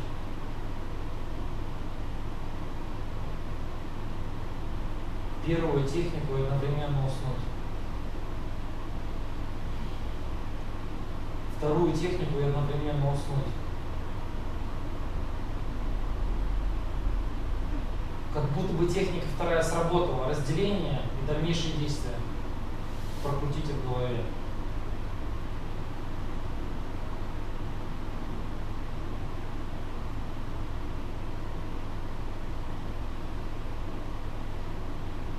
Как будто вас вернуло обратно. Тело. Вы спать уже не хочется. Встали, походили. Время там 9 часов, к примеру. Потом где-то часов 11 снова решили вздремнуть. Занятие в час, еще полчаса вздремнуть. И в 11 часов снова легли спать, дневной уже сон, чтобы попытаться проснуться и еще раз попробовать. В самый последний раз перед тем, как прийти на семинар. И вот здесь в 11 часов снова засыпаем.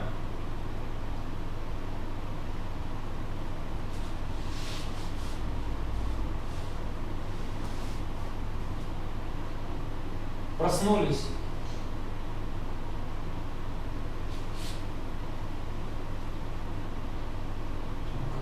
Пытаемся провалиться куда-то вместе с техниками, вместе с действиями.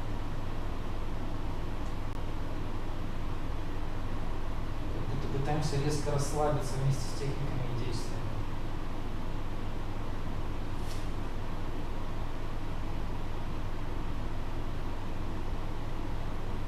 Сработало.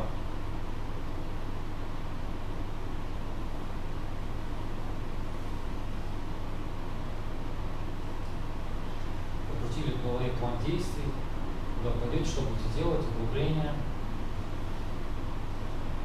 То есть все то же самое, только вы пытаетесь заснуть вместе с техникой. А теперь давайте для контраста будем делать техники, чтобы вы поняли, что такое активно, а что такое засыпает.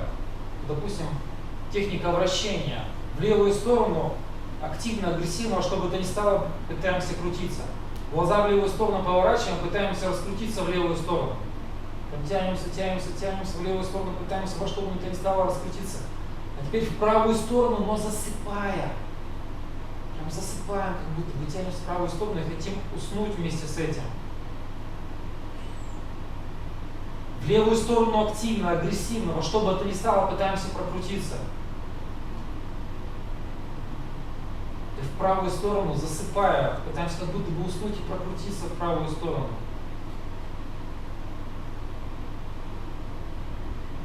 Визуализация рук. Трем руки, пытаемся их во что бы то ни стало увидеть, услышать, почувствовать. Трем руки прямо перед глазами, сантиметров 10, даже чуть выше уровня глаз. Быстрее трем, активно, пытаемся их разглядеть.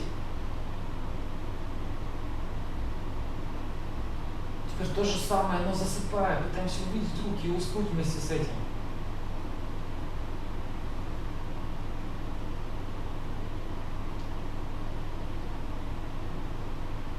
Активно трем руки, пытаемся их во что бы то ни стало увидеть, разглядеть, почувствовать. Где мои руки? Они же передо мной. Почему я их не вижу, не слышу? Еще быстрее трем руки.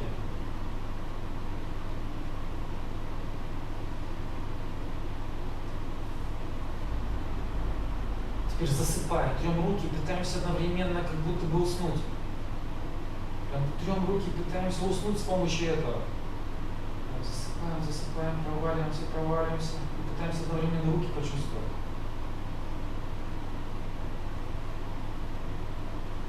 Техника плавания. Плывем активно, быстро. Пытаемся почувствовать движение рук, тела, головы. Быстрее плывем. Как будто правда плывем, а почему-то не чувствуем тело. Еще быстрее плывем.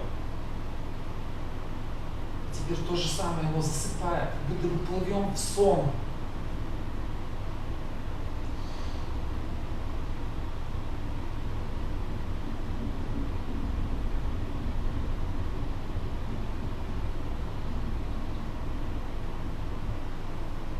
Теперь быстро плывем, активно, агрессивно, во что бы то ни стало.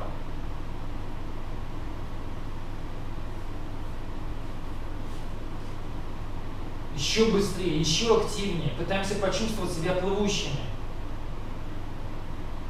И теперь резко то же самое, засыпая. Плывем и одновременно пытаемся уснуть.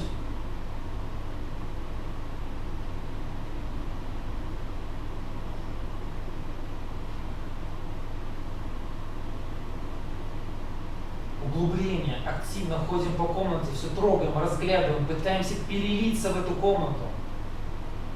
Это одна из самых лучших техник, только один раз сработала сегодня. Активно, агрессивно пытаемся все нащупать, разглядеть, всматриваемся, пытаемся перелиться в комнату. Теперь то же самое, но засыпает, пытаемся одновременно расслабиться, уснуть.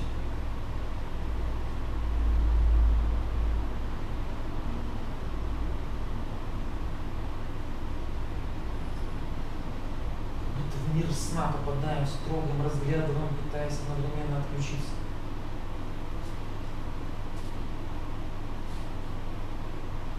Активно, агрессивно ходимся, трогаем, разглядываем, пытаемся нащупать все,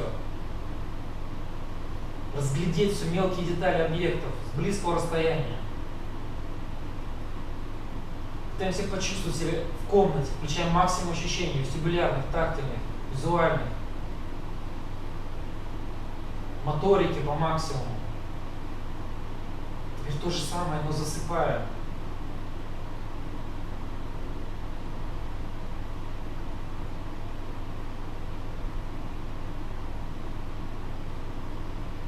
Расслабились, ничего не делаем.